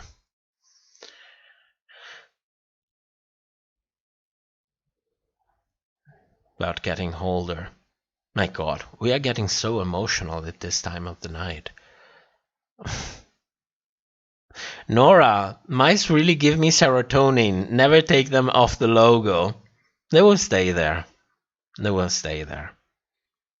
I mean, they are not the only mice that we have had.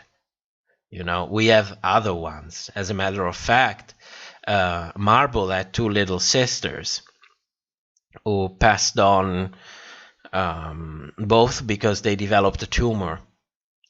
One really soon. We were advised against surgery, and but she didn't last long. And the other one developed it a little bit later in time. She had surgery, but even though she received antibiotic, anti-inflammatory, and so on, she didn't survive. She developed a chronic infection, and she didn't survive. So yes, these are the ones we had established the biggest emotional connection with, and that's why they are there. Mrs. G, good night everyone and goodbye. Thank you for coming. See you on the Discord.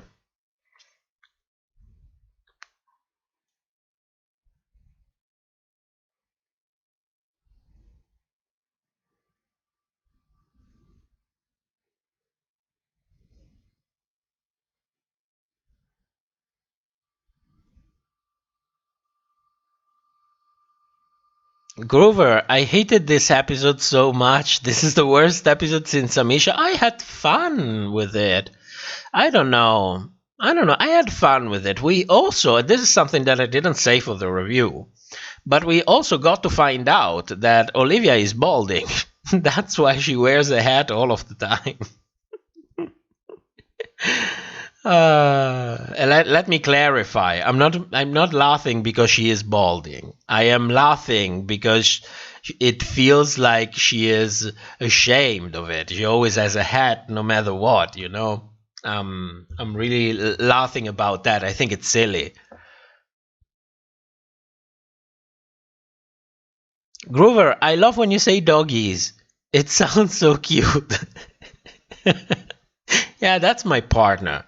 You know, that's my partner. It's always like he has pictures of dogs as his screensaver on the phone. And sometimes, you know, it's switched on the phone and she comes out and say, look, doggies. A grown man, you know, a grown manly man who comes to you and said, doggies. Oh, good God. Felicia, whoa, put the brakes on 60 years old? I don't think so. Maybe my body is getting old, but not my mind. I don't try to be young. I just have a youthful spirit. I absolutely agree. It's more of a set of mind, you know. It's more of having a purpose. Still a purpose that is measured on your actual abilities, whatever age you are, but still a purpose, something to do, something, that drags you on. I've seen, the way my parents have approached reaching, that age, and the way my parents-in-law are managing that, and it looks like a nightmare. It looks like a nightmare. Alicia, I mean the audio thingies. I think I lost that. I just became too late to the chat. TikTok meltdown, my God. Do you believe there is good in everyone? That's depend how you define good. So the pageant answer would be, of course there is good in everyone. You just have to find it.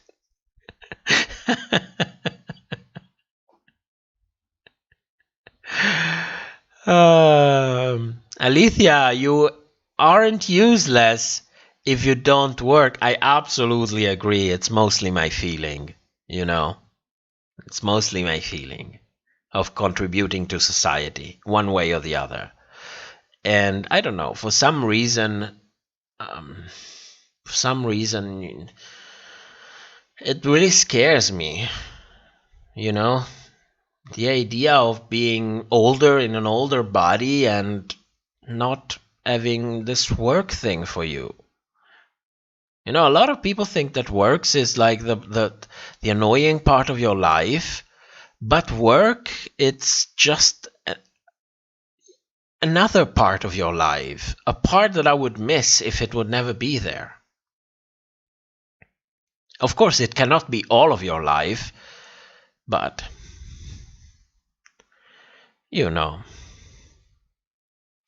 Alicia, your mouse die so early. Yes, they do. I don't know if it is because of the place we get them, because maybe they are too much inbred. I don't know what happens with them. They seem to be really prone to developing tumors. I don't know. On the other hand, you're like, maybe we could adopt mice from, like rescued mice and so on. But the downside of that is that you are taking these animals out of their environment at an age in which they are basically senile already. So they have more difficulties to adjust to a different environment with not as many companions as they used to. And they're also a huge drain on, and I'm sorry to say it, but they are a huge drain on resources. Because when you get older mice, like mice that are 1 year, 1 year and a half old, you know that maybe some of them will probably need surgery. Most of them will need immediate medications, and it's a really difficult choice. It's not like taking an older dog, for example. You have to have the ability to actually care for these animals, and unfortunately, when you talk about caring, you are talking about vet bills. I know how it sounds, but it's inevitable. It's inevitable. If your man is butch as fuck, you too will love the webcomic Manly Man doing manly things. It's not like about being butch, like embracing that male stereotype. It's more like embracing the I don't know. What I think it's more about the typical, not the stereotypical way of seeing at masculinity, but more the cultural way of seeing as masculinity, like being more practical, being more into things that you make with your own hands, being not caring less about the way you appear, but being mostly unconcerned about the way you appeared. You are rugged because you just don't give a shit. You know what I mean?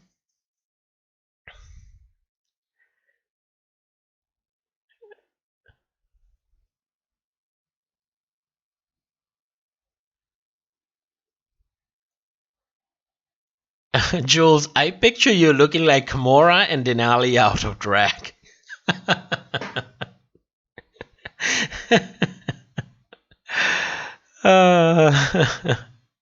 Grover, please keep working until Drag Race season 98, when Tamisha is the judge and you are in your early 80s.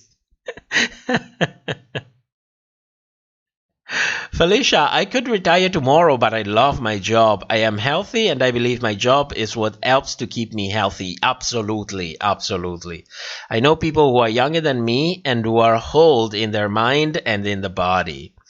I do believe that a job, if it's something that you genuinely enjoy, that it really adds to your life, it really keeps you healthy.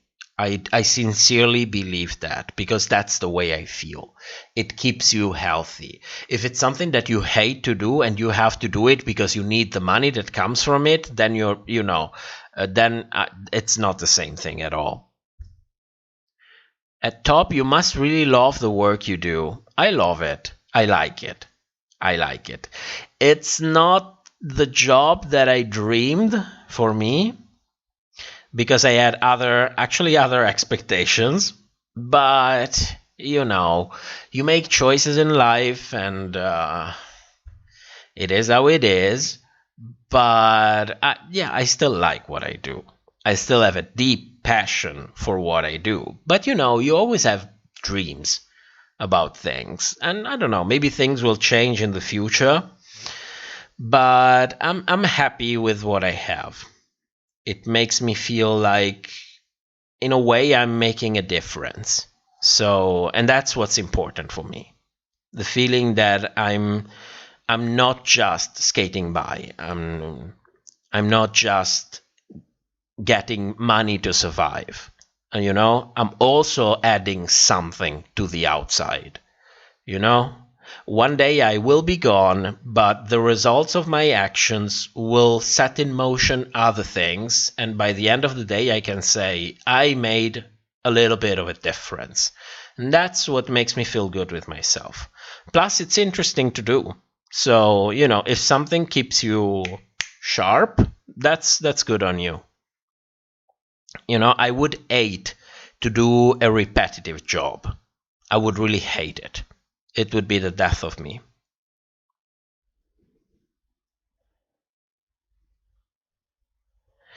Dixie says, I started to go down on who, Dixie? Dixie. No, seriously.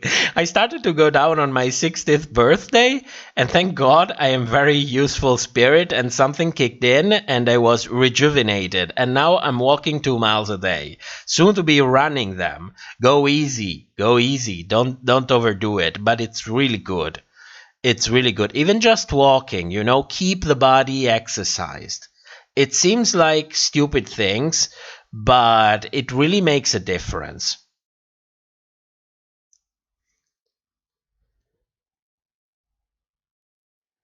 Where am I? Chat skipped again.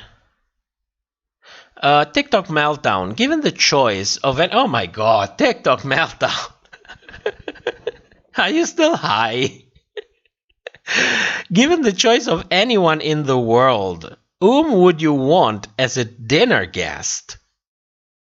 You mean that I cook? I don't know. As a dinner guest?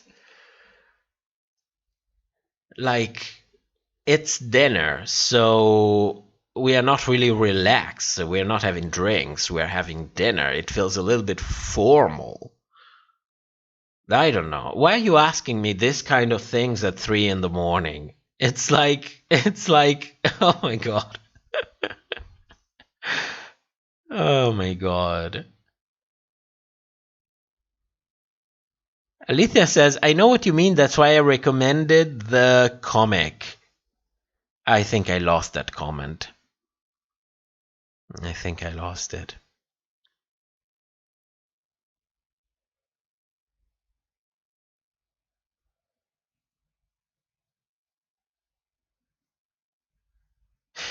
Okay. Okay, I think we reached that time of the night. I'm basically sleeping on stream. I think all of you basically noticed that I'm really off asleep at this time. So, what are we going to do? I hope to have this episode out on Tuesday. Wednesday will be a fucked up day, so we'll see what happens. But as usual, remember the live streams are always at the same time, always at the same place. Maybe sometimes we skip an hour because of what's going on with the daylight saving time and so on. But, you know, just come to the channel at some point and you will see that we published the upcoming live stream so that we can all group together in here. And if you are on the Discord, always an hour before the live stream comes on, I always set the reminder for everyone. So with that said, thank you so much for coming. Thank you so much for being with me, keeping company with each other. Come to the Discord. Let's hang out in there. And I will see you next week. So I hope you guys have a great week, a better week, or even just a good week. That'll be nice. A good week. Okay, guys, thank you so much for coming. I will see you next time. Good night, good afternoon, good morning, wherever you are. Have a great week. Bye-bye.